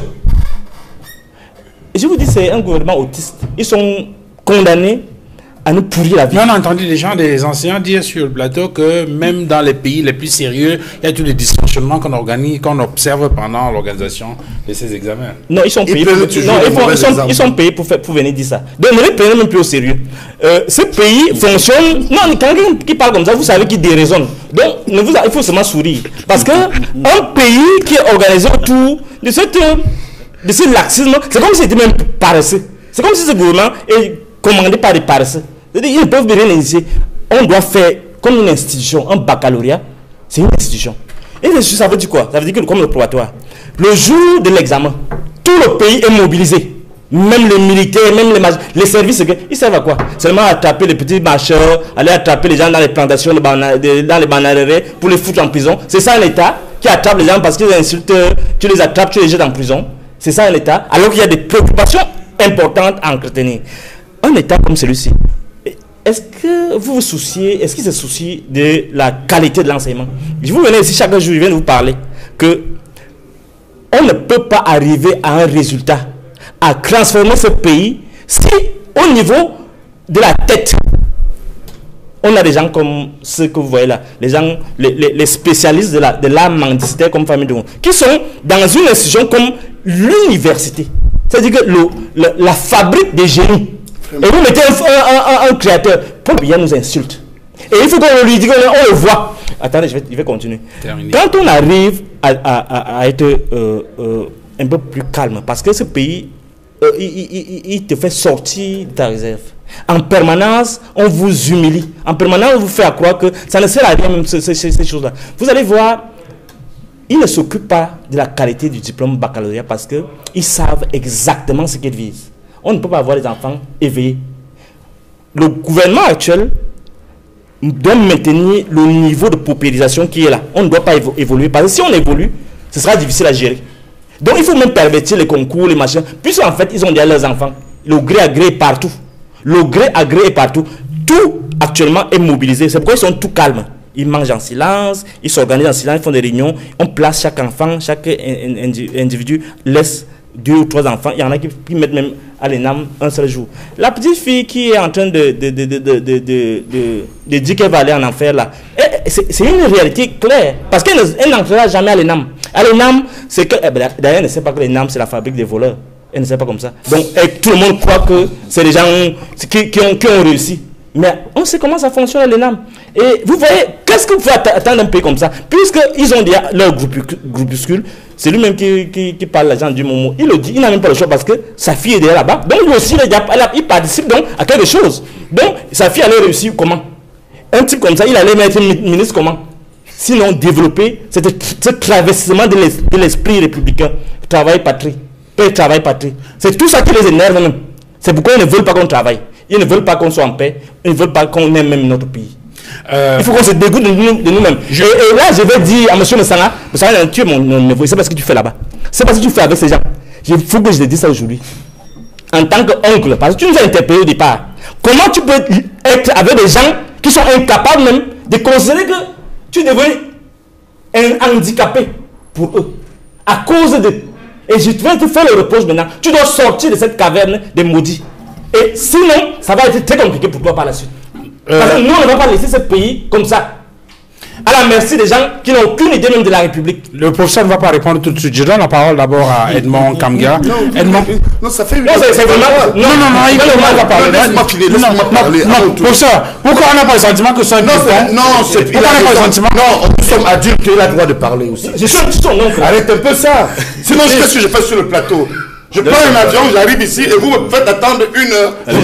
Non, vous allez parler, professeur. Non, laissez-moi parler. Vous allez parler. Je ne vais pas parler. Soyez rassurés. Ça fait 1 heure. Soyez rassurés, vous allez prendre la parole. Mais pourquoi vous ne respectez pas le tour de parole? Si, c'est ce que je suis en train de faire. Je sais très bien ce que je fais. Mais pourquoi vous me sautez? Bon, si vous voulez absolument parler, je donne la parole. Non, soyez sérieux quand nous sommes sur les plateaux. Alors, Edmond, je donne la parole à Edmond, je vais à vous. Edmond, très rapidement, en dehors de cette question d'examen officiel, qui traduit une sorte de malgouvernance, et un autre aspect qui matérialise cette malgouvernance et qu'on a observé cette semaine encore avec la disparition entre griffes des balises lumineuses sur le tarmac de l'aéroport international de Douala, ce qui a d'ailleurs provoqué une perturbation des vols. Il y a des vols qui devaient partir, des avions qui devaient atterrir. Ça n'a pas été possible et ça a créé des manques à gagner importants pour les compagnies aériennes. C'est juste dans la mouvance de cette question de malgouvernance qui était évoquée tout à l'heure par Fridolin Kay. Tout à fait, on constate bien que la malgouvernance est partout. C'est dans tous les secteurs, y compris dans les transports, pour lesquels le ministre d'ailleurs a sorti un communiqué pour s'en excuser. Pour s'en excuser. C'est-à-dire qu'il reconnaît qu'il y a eu un problème, qu'il y a eu des conséquences. Et il s'en est excusé auprès du public. Mais ça ne suffit pas de s'excuser. Il fallait éviter que cela arrive. Pourquoi c'est arrivé? Ils ne sont pas proactifs. Il y a trop de négligence, trop de laxisme. Chacun fait ce qu'il veut, comme il veut. Il n'est pas puni. L'impunité également. C'est ça, l'une des marques de fabrique de la mauvaise gouvernance, c'est l'impunité qui persiste, qui perdure dans tous les secteurs. Mais comment voulez-vous, si ce qu'on est en train de constater dans le domaine de l'enseignement, dans l'éducation nationale ou dans les enseignements secondaires, on la retrouve également dans les transports, on la retrouve également dans d'autres ministères. Cela signifie qu'il y a un problème structurel. C'est-à-dire que le mal est plus profond qu'on ne peut l'imaginer. Le mal n'est pas, c'est-à-dire que sous une forme qu'on peut évacuer et dire que bon, ça en est sorti. Mais le mal, il existe, il faut le corriger. Mais qui est responsable? En réalité, qui est responsable? De cette cacophonie. Celui qui est responsable de la cacophonie, c'est celui qui désigne des gens qui sont censés trouver la solution. C'est-à-dire, celui qui nomme le Premier ministre, chef du gouvernement, celui qui valide. Si je me refais à la Constitution, la liste que le Premier ministre a proposée, pour qu'on les nomme on ne ministres, peut pas valider une liste entre 13h et 17h. c'est très compliqué. C'est très compliqué. C'est pour dire on ne peut pas faire une proposition de gouvernement entre 13h et 17h. Non, je vais chuter en disant simplement que celui qui doit corriger ça, c'est celui-là même qui disait que rigueur et moralisation, vous devez rendre gorge. Mais on voit bien, malheureusement, que cela ne se fait pas de manière systématique. Cela se fait à tête chercheuse. Cela signifie que nous allons continuer à perdurer dans la mauvaise gouvernance administrative, la mauvaise gouvernance financière, la mauvaise gouvernance au niveau de la gestion des examens et concours. Et ce n'est pas bon pour la République. Alors, je donne la parole à Maître Roland Diéou et je termine ce tour de table avec le professeur Charlemagne Messanga Nyamding. Je sais ce que je suis en train de faire. Maître Roland Diéou, vous avez la parole pour évoquer la question de la gouvernance. Il y a eu donc cette affaire d'examen officiel. Ensuite, il y a eu cette affaire d'aéroport international de Douala avec ces difficultés qu'avaient les compagnies aériennes pour pouvoir se mouvoir pendant quelques temps. Comment on règle cette affaire? Non, on règle cette affaire. Vous savez, si vous mettez en place une machine qui est censée vous produire de la farine de maïs, il y a un input, c'est le maïs en grain, et le output, c'est la farine. Dès que la machine est grippée, il faut repenser le système ou changer de machine. Cette machine qui nous gouverne est conçue pour faire de nous des grains de maïs qui deviendront de la farine. Ce que vous observez, c'est la farine. Et vous vous posez la question, pourquoi sommes-nous des farines? Simplement parce que nous passons tous dans le même système qui fait de nous, qui nous écrase. Nous passons tous dans le même système qui nous écrase et qui fait de nous des farines. La seule solution, c'est de changer de machine. On ne peut pas avoir commandé un tamis et avoir une machine qui ne tamise pas mais qui écrase. On a changé le sens des mots au Cameroun. Ce qu'on appelle république, en réalité, ne renvoie à rien. Ce n'est plus la chose publique. Parce que si c'était la chose publique, on aurait même peur. On aurait peur que cette chose publique se gâte, parlons trivialement, entre ses mains, quand on est un responsable public. Je n'ai pas l'âge de quelqu'un qui peut avoir connu le régime du feu le président Amadou Ahidjo. Je suis né longtemps après qu'il ait quitté le pouvoir. Mais nos aînés nous ont tellement parlé de ce système-là en comparaison avec celui-ci, que parfois, nous sommes, nous autres, qui ne l'avons pas connu, un peu nostalgiques d'une époque que nous n'avons pas connue. Parce qu'on nous rappelle toujours que cela ne pouvait pas se faire à l'époque d'Ahidjo. On nous rappelle toujours ça. Les aînés nous disent toujours, ce qu'on voit aujourd'hui, on ne pouvait pas faire ça à l'époque d'Ahidjo.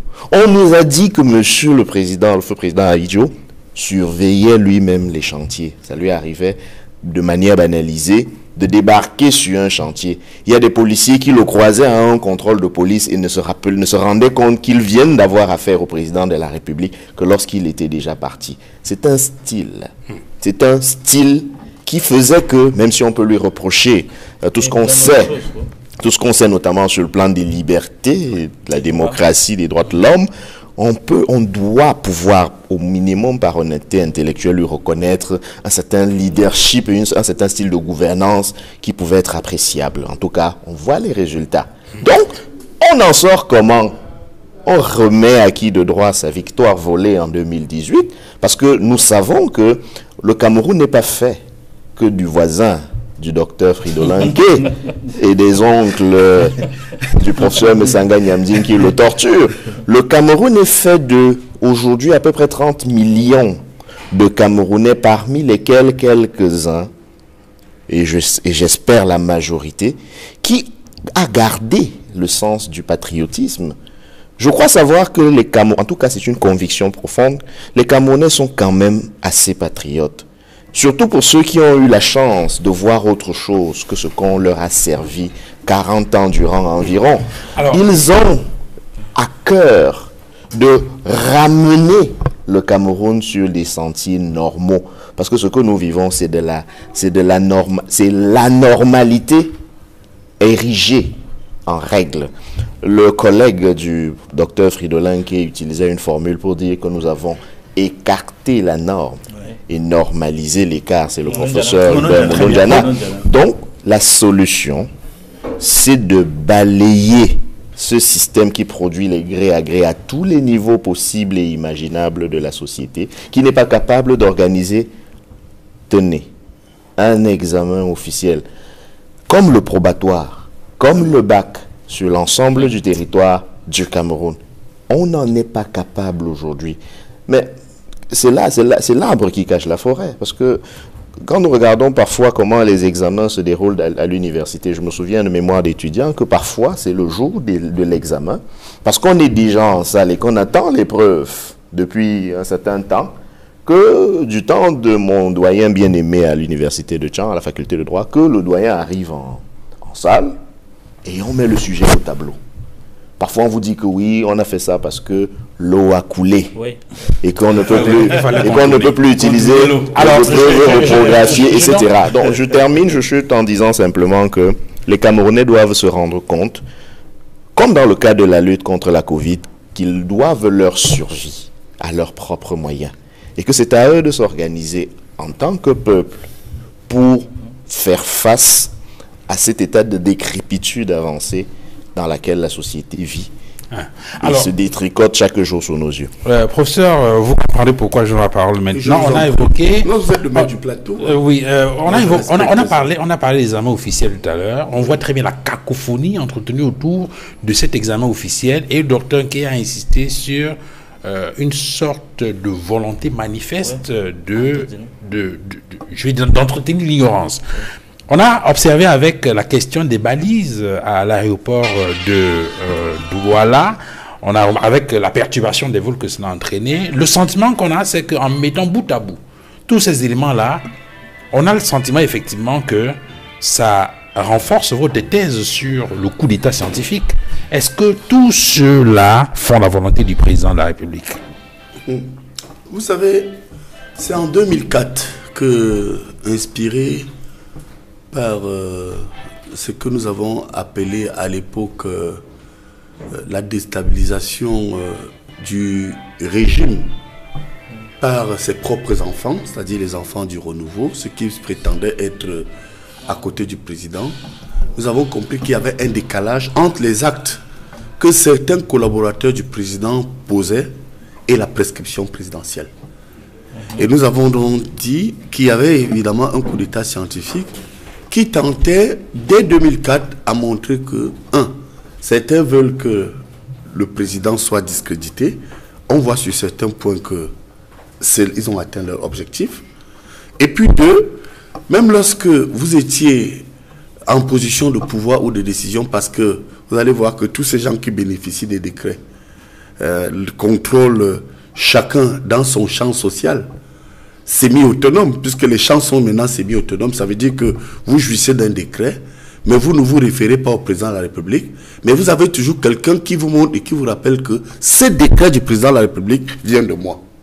C'est que nos amis d'opposition ont appelé la gouvernance par procuration et le coup d'état administratif. Voilà, administratif. Bon, et vous allez voir qu'ils ont mis en place un système pervers et criminel qui consiste à dire que, tiens, tu critiques le décret du président. Bon, concernant, par exemple, ils ont fait des notes à l'effet de dire que je conteste les personnes désignées par le président. Lorsque, je ne vais pas ici défendre certains, le président de la République forcément, mais certains opposants, comme celui que je connais, qui est conseiller technique chargé des affaires économiques à la présidence, qui traitait le président à Strasbourg de mademoiselle, et qui occupe des fonctions de décision et de pouvoir, et lorsqu'ils sont promus, ce monsieur qui nous a combattu, qui a insulté Paul Biya à Strasbourg, c'est connu, aujourd'hui, on vient vous dire que on va dire au président, me concernant par exemple, qu'il critique les personnes nommées par le président. Tu comprends, non? Alors, vous voyez que ces gens ne rendent pas compte au chef de l'État. Moi, je l'ai par exemple vu à l'université dans mon cas. Par moment, dans certains échanges avec ma hiérarchie, on ne me disait pas que c'est Paul Biya. On me disait que l'homme qui m'a nommé ici, vous vous rendez compte, vous jouissez du décret présidentiel. Mais vous dites que l'homme qui m'a nommé, mais en off, les gens le confirment, mais publiquement, en privé, ils le confirment, pardon, et publiquement, ils renient et on vous parle du décret présidentiel. Alors que ces gens eux-mêmes ont apporté la preuve que ces décrets sont parfois opérés par procuration. Leur objectif de coup d'état scientifique, c'est ça, est atteint. C'est-à-dire que vous êtes nommé, vous êtes à un poste, mais dans votre tête, on vous précise bien que c'est tel ou tel qui vous a proposé au président de la République. Ramenez donc à votre question sur les examens. Mais comment ne pas faire une transition comment faire une transition sans revenir sur ce que j'ai appelé, comme j'ai fait un peu de mathématiques, hein, j'ai appelé U sur D. Non, H sur D égale fonction de pouvoir FP. Qu'est-ce que ça veut dire? Regardez bien. U sur D. U là, c'est humiliation. Sur domination égale fonction de pouvoir. Oui, H, pardon, excusez-moi, je disais H. Est-ce que j'ai dit H sur D égale H sur D. C'était bien H. H sur D. D, c'est domination égale fonction de pouvoir. Ça veut dire que quand vous avez été victime du H, donc de l'humiliation, celui qui vous domine, vous contrôle, on vous donne une fonction de pouvoir et de décision. Est-ce que cela s'applique? Regardez. Oui, je vous relance. Oui. Est-ce que cela s'applique dans l'actualité marquée ces dernières 24 heures ou 48 heures par le report ou l'annulation de la publication du rapport définitif d'audit sur le Covid-Gate? Est-ce que vous faites le lien? Avec le temps qui nous est imparti, je voudrais d'abord insister que le H, le grand H là, est sur D. Si vous voulez comprendre tout ce qui se passe après, commencez par bien comprendre que le H sur D, l'humiliation, plus la domination, vous confère une fonction de pouvoir et de décision. Et c'est ce qui est à l'origine. Mais de ce que nous venons de vivre avec cette jeune fille. Vous comprenez? Ça veut dire que nous allons donc, contrairement par contre à ce que mes contradicteurs ont dit ici, ce n'est pas ce que le président nous a prescrit. Quand mon jeune oncle, effectivement maternel, pour qui j'ai beaucoup d'estime, hein, le professeur Inke, évoque... Je suis encore docteur, je ne sais pas comment... Non, je sais pas comme le cas qui dit que... Non, docteur... Non, permets-moi, cher oncle, moi je suis un enseignant de la Sorbonne, où j'ai exercé pendant des années. C'est au Cameroun où on dit docteur, professeur. Dans les universités françaises, où j'ai exercé pendant des années, professeur, il y a même les professeurs de lycée et de collège. Ça encore, c'est une africanité.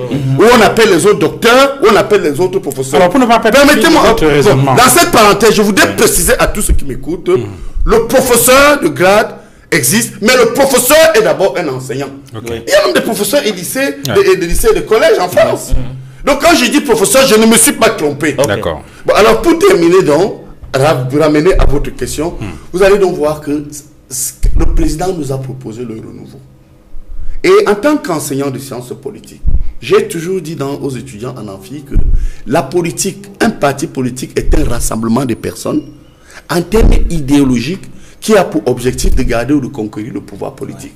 Alors lorsque moi, on me dit rigueur, on me dit moralisation, pour ne rester que sur ces deux piliers, pourquoi voulez-vous que je parte d'un parti? Je dois mener un combat contre ceux qui violent ces valeurs. Ramenez donc maintenant à l'école, vous voyez donc que tout a foutu le camp. Il n'y a plus vraiment de programmation. Qu'est-ce que vous pouvez attendre aujourd'hui? Lorsque moi j'ai des parents proviseurs et des amis qui me disent qu'ils ont donné de l'argent pour être proviseurs. C'est ça. Ce sont des valeurs. Les gens aujourd'hui ont mis de côté ceux qui ne sont pas sur H, sur D, pour que vous obtenez une fonction de pouvoir et de décision. Si vous ne donnez pas, certaines choses que je préfère ne pas dire ici. Je ne viens pas ici, et ce que je peux peut-être... J'appelle l'attention de Maître Ndjiro sur un truc. Quand on est sur un plateau, nous devons être mesurés et sortir parfois dans nos partis politiques. Là où vous, du MRC, vous pêchez, quelles que soient vos qualités et vos talents, comme c'est le cas avec vous, moi je ne suis pas quelqu'un d'hypocrite, je vous admire beaucoup dans le débat. Mais vous avez le petit défaut des gars du MRC, où vous vous enfermez toujours dans des particularismes qui font qu'à un moment donné, vous contribuez à la division sociale de la société où on oppose toujours vieux et jeunes, femmes et hommes, opposition et pouvoir. On doit dépasser ça.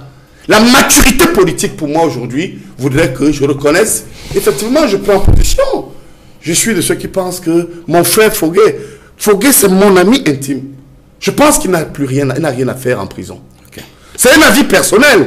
Donc je ne viens pas vous porter la casquette du RDPC ou de X ou de Y pour le dire, parce qu'en termes de valeur, les crimes que certaines personnes qui ont fait Covid-Gate ont posé, un pays où on entend un premier ministre, alors justement, un pays où certaines personnes aujourd'hui qui occupent encore des fonctions de pouvoir et de décision vont en fonction devant le juge. Justement, sur ce Moi qui sujet. soutiens Paul Biya, attendez, il faut que je sois vrai, clair. oui, tout à fait. Paul Biya demeure mon maître politique. Je reste militant du RDPC. Mais sauf que je suis contre 80% des militants de base du RDPC en marge des fonctions de pouvoir et de décision. Vous avez aujourd'hui la société politique et la société administrative qui dominent. Mais maître, mon cher ami, vous pour qui j'ai tant d'affection, regardez vos qualités d'avocat. Où avez-vous un pays où vous êtes un homme politique, vous contribuez à la victoire d'un chef et c'est un fonctionnaire qui vous commande, comme c'est mon cas aujourd'hui. L'homme qui me menace à côté du chef de l'État, c'est un fonctionnaire. Sur le Vous sujet, connaissez un seul pays au monde où un fonctionnaire a le dessus sur un homme politique qui contribue au pouvoir? C'est ce qu'il faut dénoncer. C'est pourquoi je disais, Moussa, Docteur. il faut donc partir là. Parce que c'est peut-être au départ qui va permettre que ces gens-là comprennent. Ils exagèrent en fait, c'est ça que je veux dire. Alors, il faut sortir. en voyant donc pour ceux Oui, qui s'engagent je dans la vous en parole prie. la garder, sur cette affaire Covid-Gate, beaucoup attendaient donc ce rapport d'audit qui, de sources sûres, est bouclé au niveau de la Chambre des comptes de la Cour suprême. Le rapport était attendu à l'Assemblée nationale. À la dernière minute, on a lu un communiqué du secrétaire de l'Assemblée nationale qui annule donc cette publication du rapport à l'Assemblée nationale. Ça vous suggère quel commentaire? Ça me suggère un commentaire de sécurité et de stabilité de l'État. Non, non. Permettez-moi, non, c'est mon avis modeste. Vous allez Je suis me démontrer. contre ça. Permettez-moi de vous dire pourquoi, mon très cher estimé oncle professeur. Oncle maternel. Je voudrais vous dire quelque chose. Lorsqu'en 2018, je me suis engagé à soutenir le chef de l'État, c'était pour deux choses. Un, Paul Biya, pour moi, ne pouvait pas partir et laisser le pays dans une instabilité avec la guerre du Nozo. Moi, j'ai des raisons de soutien. Deuxièmement, le président Paul Biya a programmé une canne. Même si je reconnais que les étapes ont été foireux. Hein, vous comprenez? Il y a des étapes qu'on ne peut pas accepter. Une canne foireuse Qui a glissé. qui a glissé Et qui risque et qui va se faire, mais on nous dira combien ça a coûté. Donc j'ai un motif de soutien. À partir de là, je voudrais être clair. Donc, de votre point de vue, C'est là où je suis. l'annulation de ce rapport, Bien, c'est voilà. dans le sens de la protection Moi, de la République. Quand vous constatez dans un pays où des ministres en fonction sont devant des juges, le premier ministre devant des juges, moi j'ai tremblé. Je vous assure, cette affaire, j'ai eu peur. Mais alors très peur, et je me suis dit, mon Dieu, si on sort un deuxième rapport, et ces gars sont en fonction, est-ce que vous ne voyez pas que non seulement il y aura l'humiliation, mais il y aura une insécurité et le gouvernement sera bloqué. Ah. Lorsque j'ai appris, je termine là, mon cher, tu commences à bien me comprendre, Bien sûr. que il y a un deuxième rapport. En tant que chef traditionnel, j'ai prié. En tant que chrétien aussi, j'ai dit, mon Dieu, pourvu qu'on ne publie pas ça parce qu'ils sont encore en fonction, l'État va imploser. C'est mon avis. Très bien. Alors, Et à partir de là, je comprends. On a ici un éminent jeune avocat, brillant. À partir du moment où il y a les tribunaux se sont saisis de cela, le TCS, je vous assure, prenons notre mal en patience. Parce que publier cette affaire aurait été un scandale de plus face à un monde qui allait dire voilà des voleurs qui sont en fonction. Très bien, professeur. Qu'est-ce qu'il faut en faire? On a C'est la parole. pourquoi j'ai soutenu, au moins sur ce point bien précis, Oui, qu'on garde que le le rapport rapport. ne soit pas publié. Ce n'est pas votre avis, docteur Nkei? Non, non, non. Vraiment, Moussa, je te dis, il faut partir de là. Non, j'insiste avec beaucoup de respect. Vraiment, tu es brillant, vraiment, tu es d'abord sympathique. Donc, tu n'es pas à être avec des loups. Des grands méchants loups. Oui, voilà, tu es d'accord avec moi que tu dois partir, non? Non, pas partir. Il faut se battre dedans jusqu'au Je bout. vais intervenir Sur la question sur du cette rapport, question on du n'arrive pas à rapport. publier, oui. Moi, j'ai fait 2 lectures. L'anecdote, c'est que quand je vais répondre. Quand un jour je suis parti, j'ai sollicité l'entretien avec l'un des grands là. Il dit, moi, je veux que tu achètes mon livre et que tu lises parce que tu es trop repu. Je l'ai. Non, non, j'ai dit un de ces gars-là. Ah, d'accord. Alors, un des gens avec qui tu es là malgré toi.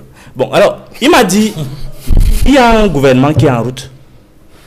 Et Je lui dis non, moi je suis pas content. Je veux. Je lui ai demandé une faveur par rapport à mon livre. Je ne vais pas donner le nom de la personne. Il m'a dit non, petit frère, je t'admire beaucoup. Qui sait? Peut-être c'est toi qui seras même ministre de la communication.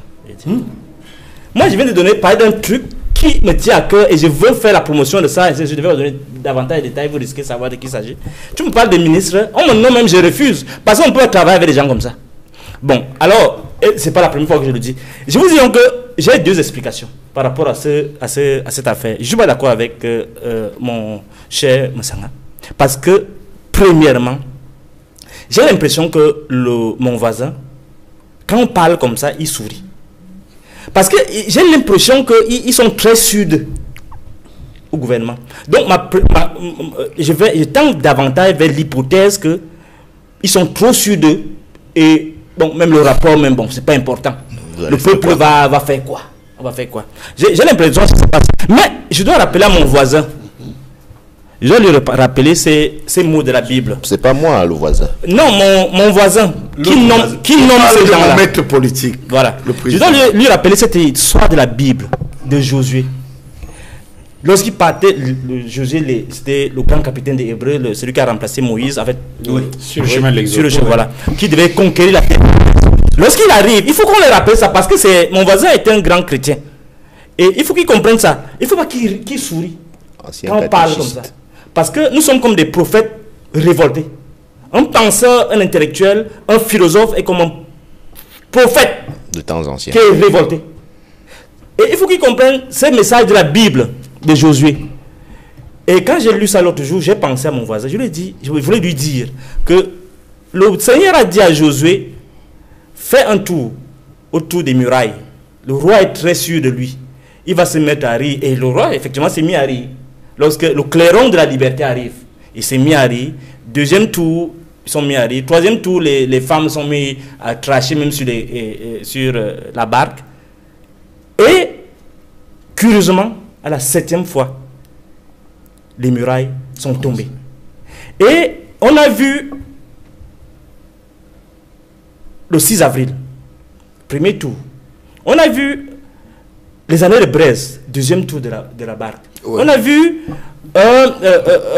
les émeutes de la faim, troisième tour. 2008. On a vu la guerre au Nozo, quatrième tour. On a vu Boko Haram, on a même vu ce scandale de la Covid. Non, scandale de la Cannes, cinquième tour. Scandale de la Covid, sixième tour. Et vous avez sauté le scandale des investissements, c'est-à-dire les barrages. Voilà. Il a eu voilà. Donc il a déjà eu la chance. Dieu lui a donné beaucoup de chance à mon voisin. Il faut qu'il comprenne qu'un pays ne se gouverne pas par la haine et la violence. Et il faut qu'il dise ça. N'oubliez pas HUD, voilà. L'humiliation et la domination. Il faut donc quitter. Donc, je voulais dire que pour moi, la première hypothèse, c'est ça. La deuxième hypothèse, c'est que, et là, on ne perd jamais espoir quand on est un citoyen patriote. J'ai espoir quand même qu'à la fin du temps, il va nous dégager tous ces gens. Tous ces industriels. Il va le faire. L'espoir est de peut-être de 2%. Il va nous faire débarrasser de tous ces industriels de la guerre, ces industriels des cadavres, ces industriels de la mendicité, ces industriels, tout cela. J'espère. Mais je voudrais dire, on ne peut pas seulement, on ne peut pas seulement vivre de cet espoir. Je dois dire au peuple camerounais, au peuple d'Afrique, qu'un peuple est capable d'arrêter même le soleil et la lune. C'est notre combat que nous devons faire. Okay. Il faut qu'ils comprennent ça. Et surtout, je reviens à mon voisin, il est encore temps. Il va le faire. Maître Roland Diouf, sur cette affaire de Covid-Gate là, il y a deux positions contradictoires sur ce plateau. Le professeur Bissanga qui estime qu'il faut protéger la République parce que la publication de ce rapport mettra en mal un certain nombre de personnalités qui occupent des fonctions importantes dans le sérail de l'État. Le docteur Nké soutient que ce n'est pas le cas. Quel est votre avis sur le sujet? Moi, j'ai une troisième perception, c'est de me poser la question de savoir que dit le Parlement dans tout ça. C'est quand même un des pouvoirs de l'État. On l'invite comme à une réception et on lui dit qu'il n'y a pas le menu. Et il rentre. Il dit, bon, ça va, on m'a invité, mais il n'y avait rien à manger. Et tout se passe bien. Non, c'est un pouvoir qui ne devait pas simplement attendre qu'on vienne lui présenter un rapport concocté, fût-ce par la Chambre des comptes. C'est un pouvoir qui a les moyens, y compris les moyens financiers et les pouvoirs constitutionnels de l'État, ne serait-ce que pour exiger que ce rapport lui soit communiqué, à défaut de l'avoir fait lui-même, ou en tout cas à défaut d'avoir fait lui-même son propre rapport, sa propre investigation. Oui.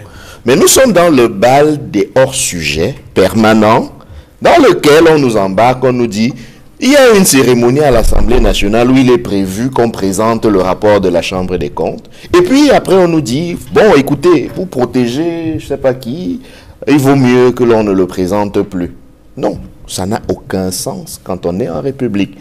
Ça n'a aucun sens pour ce que veut dire la République. Encore une fois, je rappelle que cela nous est venu de l'autre côté. La res publica, la chose publique. Ce rapport n'est pas pour la Chambre des comptes, Monsieur Fangwa.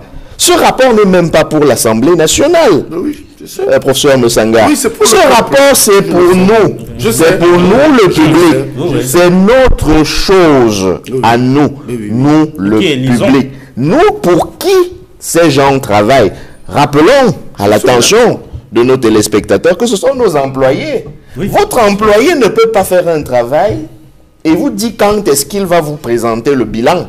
Ce n'est pas lui qui décide de ça. Mais de sources sûres, ce rapport était prêt et les responsables de la Chambre des comptes étaient préparés à venir présenter cela. Est-ce que finalement, le pouvoir judiciaire n'est pas un tout petit peu mis entre parenthèses? L'aristocratie, pour rappeler à nouveau l'époque du brillant professeur Mathias Eriko Nangini, la gouvernance du mystère. Il faut que je sois au même niveau d'information qu'un Duval Fangwa pour avoir de sources sur l'information selon laquelle le rapport était prêt. Alors, ceux des Camerounais qui n'ont pas le même niveau d'information, qu'est-ce qu'ils font? Ils se contentent de l'information publique selon laquelle on ne le présentera plus. Mais pour en faire quoi si on avait ce rapport, alors que la justice tient les choses en main? Professeur, et les gens iront en prison. Professeur, je vous en prie. Je sais que vous savez ce à quoi sert la Chambre des comptes. Je sais. Et vous savez qu'il y a une certaine différence entre cette Chambre des comptes et par exemple le tribunal criminel spécial. Vous savez que... Il y a 3 chambres à la Cour suprême. Vous savez donc que le rapport de la Chambre des comptes n'est pas obligé de mettre seulement à l'index les potentielles infractions à la loi pénale et donc les infracteurs. Elle peut aussi souligner des fautes de gestion qui, lorsqu'elles sont commises de bonne foi, ne donnent pas nécessairement lieu à des poursuites pénales. Nous sommes d'accord. La théorie. Mais ça servira à quoi? Professeur. D'ailleurs, au moment où des ministres doivent ir en prison. Certains ministres iront en prison. Je vous prie de me laisser aller jusqu'au bout de mon analyse. Pardonnez-moi. Pourquoi donc? Moi, j'ai eu peur pour qui la République brûle. Ça veut dire, monsieur le professeur, avec tout le respect, que vous avez érigé une norme supérieure à la norme fondamentale. Ce que vous pourriez appeler la raison d'État. Raison d'État. Pour vous, je suis d'accord avec vous. Vous m'avez bien compris. Et le vrai débat, cher professeur, c'est qui décide de ça? Les voisins de M. Nké? Le voisin. Le voisin de M. Nké, lorsqu'il décide qu'une question relève de la raison d'État, ça peut être pour son bon vouloir. C'est pour ça que je dis que nous sommes dans l'art permanent du hors-sujet. Parce que lorsque nous sommes en République, on s'en tient à la règle de droit. La Chambre des comptes n'est pas une émanation du néant. Ce n'est pas ex nihilo, c'est bien un texte de loi. Nous sommes d'accord. Donc, si c'est prévu que le rapport de la Chambre des comptes doit être publié, qu'il le soit, point à la ligne. Si c'est prévu que le Parlement puisse investiguer, convoquer même, entendre, qu'il le fasse, point à la ligne. La raison d'État se gérera autrement. Le pouvoir discrétionnaire dont certains usent et parfois abusent sert justement à gérer ses après et non pas de créer l'omerta, la mystocratie. Parce que justement quand on fait ça, on renvoie la règle de droit au calendre grec. On ne peut donc plus dire qu'on est dans un état de droit. Et dès lors qu'on n'est plus dans un état de droit, convoquer la loi, même lorsqu'on pense avoir raison, devient simplement du hors-sujet. Puisqu'on ne respecte pas soi-même la loi La règle de droit qui est censée s'imposer à nous tous. Je termine simplement en disant que parfois on fait des débats et les Camerounais ont l'impression que c'est pour meubler leur dimanche. Mais il faut qu'ils sachent que nous sommes très sérieux dans ce que nous disons. Nous pensons que c'est à force de rappeler à ces 80% des Camerounais, ou alors à ces 80% de ce qu'il faut faire, en plus de 2% de l'espoir qu'il faut avoir, c'est qu'il faut être informé de ce que nous ramons vraiment à côté de la plaque en permanence dans ce pays. On marche littéralement sur la tête. Il faut le dire aux Camerounais. Il faut dire aux Camerounais que nous avons, les amis du professeur Messanga Nyamding, nous ont habitués à avoir pour norme de marcher tellement sur la tête que lorsqu'on veut marcher sur ses deux pieds, on est considéré comme un ovni, comme un extraterrestre. Je termine simplement en disant que, monsieur le professeur, vous qui êtes si inquiet que cela, évidemment, qu'éventuellement la République explose à cause des personnes qui seraient impliquées, oui. Je pense qu'il ne manque plus que 2 personnes à Kondengui. Il y a déjà presque un gouvernement complet là-bas. Oui, oui. Donc, je ne crois même pas qu'il manque 2 personnes. Il manque une seule personne. Il y a un premier ministre à Kondengui. Il y a plusieurs secrétaires généraux de la présidence. Il y a plusieurs ministres. Il y a même des ministres de la Défense. Il ne manque que celui qui est censé nommer tout ce beau monde-là. Et il est possible que ce soit votre voisin, cher professeur. Alors, Edmond Kamgia, on va sortir de l'émission par un sujet qui a également retenu l'attention des uns et des autres cette semaine. Il s'agit de la décision prise par la Cour d'assises d'Abidjan qui condamne Guillaume Soro à la prison à perpétuité. Une décision qui intervient quelques heures seulement après le retour triomphal de Laurent Gbagbo. Blé Goudé, interrogé, a réagi sur cette question, a indiqué, je vais reprendre exactement les termes qu'il a employés, c'est une leçon de vie, une grande leçon de vie, tout est dynamique, toute réalité politique est une denrée périssable. Effectivement, c'est ce que Charles Blé Goudé a répondu lorsqu'il a été interrogé sur la décision qui a été prise, n'est-ce pas, par la justice ivoirienne concernant le cas Soro. Il a dit que tout est dynamique. Tout est dynamique et la réalité politique est une denrée périssable. Cela signifie quoi? Et que c'est une grande leçon de vie. Cela signifie au moins 2 choses. La première, c'est que Charles Blé Goudé rappelle à ceux qui l'écoutent, aux Ivoiriens, comme aux Africains, comme à tous ceux qui l'écoutent dans le monde, notamment c'était à TV5, que Guillaume Soro, qui est dans la position actuelle en exil, a été hier au pouvoir, a exercé le pouvoir réel. Il a été Premier ministre du président Laurent Gbagbo, il a été Premier ministre d'Alassane Ouattara, Premier ministre, ministre de la Défense. Cumulativement ministre de la Défense, et il avait même sa frange des anciens des forces nouvelles qui se retrouvaient dans l'armée, y compris le chef d'état-major de l'époque, qui avait investi pratiquement l'armée ivoirienne. Il a même été, avant de se retrouver en exil, président de l'Assemblée nationale. Le seul poste qui lui restait, c'est la présidence de la République, pour laquelle il souhaitait compétir, mais il n'a pas pu compétir parce qu'il se retrouvait dans une situation où son allié d'hier ne souhaitait plus le voir à ses côtés. Donc, Charles Blé Goudé, en fait, s'adresse d'abord à Soro. Hier, tu avais le pouvoir, aujourd'hui, tu ne l'as plus. Mais tire donc les leçons. L'homme que tu as fait roi t'empêche de le remplacer. Maintenant, et ce qui est intéressant dans l'affaire, c'est que cette décision survient après le retour à Abidjan du président Laurent Gbagbo, qui hier avait été transféré à la CPI par Alassane Ouattara. Aujourd'hui, en complicité avec Soro. En complicité avec Soro. Mais qui est le dindon de la farce finalement? C'est une grande leçon de vie. Donc, en fait, c'est en même temps une interpellation pour les hommes politiques qui croient qu'aujourd'hui, et ça parle beaucoup au Cameroun, ceux qui sont dans les sphères du pouvoir oublient demain. Tout à l'heure, on rappelait qu'il y a au moins 4 anciens secrétaires généraux de la présidence en Kondengui. Il y a eu plusieurs membres du gouvernement, des ministres, des anciens ministres d'État. Il y a même eu tout un premier ministre. Mais ceux qui sont aujourd'hui en fonction, Oublie cela. Oublie que demain, ils peuvent se retrouver en Kondengui. Ils peuvent se retrouver dans les liens de la prévention. Et ce n'est pas exclu avec le Covid-19.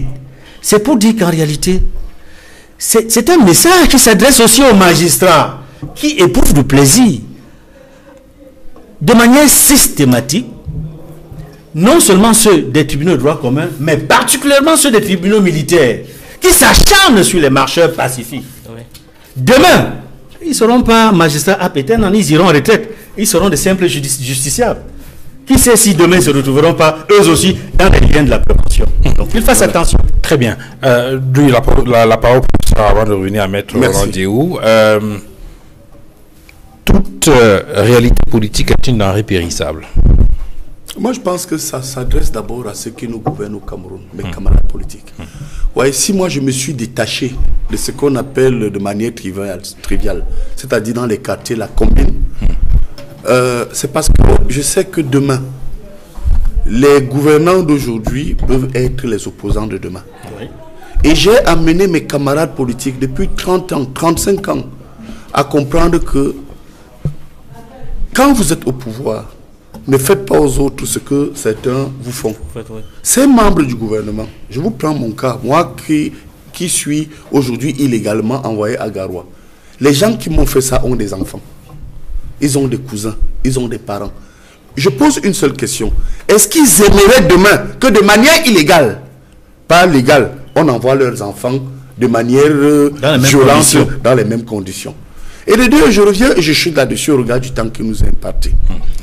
Certains ont la mémoire courte. Regardez comment l'Afrique fonctionne aujourd'hui. Je dis qu'il faut repenser l'État africain néocolonial.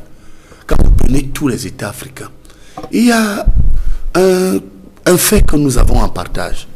La plupart des anciens présidents sont en prison ou sont jugés. Les anciens dirigeants, regardez, quand vous prenez le Burkina Faso, l'ancien président est en fuite. Quand vous prenez le Tchad, l'ancien président a été jugé. Quand vous prenez le Tchad, l'ancien président a été jugé. Quand vous prenez la République centrafricaine, Bokassa a été jugé. Bozizé. Quand vous remontez un peu partout, Bokassa est Bozizé. Quand vous prenez même... Le Tchad, Hissène Habré est jugé, mais... Et maître, j'appelle aussi votre attention sur le fait que lorsque ces gens qui nous gouvernent ne sont pas jugés, ce sont leurs parents ou enfants. Regardez l'Angola. Aujourd'hui, oui, avec Isabelle dos Santos. Alors quand vous êtes au pouvoir, retenez que vous n'êtes pas éternel. Oui. Vous n'êtes pas éternel. Moi, je n'arrive pas à comprendre. Il faut terminer. Et je chute là-dessus. Avec tout ce que certains camarades politiques, vraiment huppés dans des bureaux que j'ai bien connus, je ne vous cache pas, le ministre d'État Tanamebara était un ami, même s'il est parti, il ne m'a rien donné, je ne suis pas attaché aux gens pour des postes. Quand je pense aujourd'hui que Atanamebara est en prison, Marafa est en prison, j'ai l'impression que ceux qui sont eux-mêmes là, à la porte de Kondengui, mais je crois que certains se disent qu'ils ne vont pas être arrêtés, mais qu'ils comprennent que s'ils résistent, imaginons un temps soit peu que le président Paul Biya ne soit plus là, ils seront attrapés par les mains et ils vont comprendre que gouverner c'est prévoir, et prévoir c'est privilégier deux choses. Un, la discipline, de l'ordre, entendu comme la justice. Très bien. Maître Roland-Diéhou, au finish, la roue tourne. Hein? Au finish, la roue tourne, et elle tourne toujours, devrais-je dire, elle tourne toujours. Moi, ce qui retient mon attention dans la situation ivoirienne de Guillaume Soro, au-delà de ce que l'on peut dire de Guillaume Soro lui-même, parce qu'il faut noter que c'est sous le gouvernement Soro et Ouattara que la justice a d'une certaine manière été instrumentalisée pour écarter Laurent Gbagbo et Charles Blé Goudé. De mon point de vue, davantage Charles Blé Goudé d'ailleurs que Laurent Gbagbo, qui est de la même génération que Guillaume Soro, qui a été leader étudiant avec lui.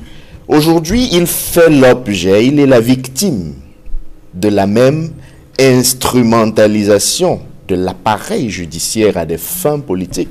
Et la leçon donc que je tire, c'est que le Cameroun du maître politique de monsieur le professeur Messanga Nyamding est passé maître et expert dans l'art de l'instrumentalisation de la justice et singulièrement de la justice militaire à des fins politiques. Si on parle du bâtonnier Yondo Black en dans les années 90, à Maurice Kamto et les marches du 22 septembre, nous avons là des cas et des cas qui se répètent de la justice qui est utilisée, en commençant même d'ailleurs par Ernest Mwandi, etc., de la justice qui est utilisée par les tenants du pouvoir pour régler des comptes à des adversaires politiques sur un terrain qui est tout sauf celui de la démocratie. On est tenu par l'impératif du temps. Bon, un dernier mot, moi je voulais dire aux Camerounais de sortir de l'humiliation, de ne pas suivre le professeur Moussanga Niamding dans sa peur, de ne pas avoir peur. Je voulais dire aussi aux Camerounais que ma colère contre la situation de mon neveu s'explique par le fait que je sais que dans l'histoire, dans le panthéon de l'histoire de notre pays, il sera bien garni par sa présence. Je voulais aussi dire que en sortant par rapport à la crise ivoirienne, bon, bien évidemment, moi j'ai fait beaucoup de guerres en Belgique pour soutenir le président Ouattara. J'étais là-bas et j'étais en guerre contre les gens comme le professeur Niamsi qui prétendait être un grand patriote, maintenant un panafricain. Bon, alors il faut faire attention, il faut être constant dans les convictions. Alors, une dernière chose pour dire à mon voisin, j'insiste sur mon voisin, que s'il part avec l'héritage de ce que nous voyons nos jours, vraiment, il doit trahir le peuple. Pourtant, il nous avait promis qu'il ne faillira point. Alors, je vais terminer par cette petite citation qui est dans mon livre. Et j'invite tous les Camerounais. D'ailleurs, exceptionnellement aujourd'hui, je vais laisser ce livre à 10 000 francs, en accord avec vous pouvez venir là, je vais faire la dédicace. Je vais terminer par ce mot de Nietzsche, car où sont les tombes? Là seulement sont des résurrections. Le peuple va se réveiller et le peuple ne meurt jamais. Ayez confiance, ayez la foi et l'avenir est rayonnant.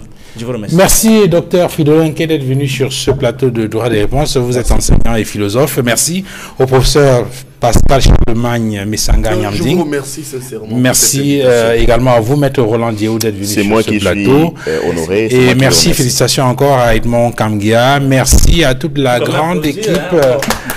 Merci.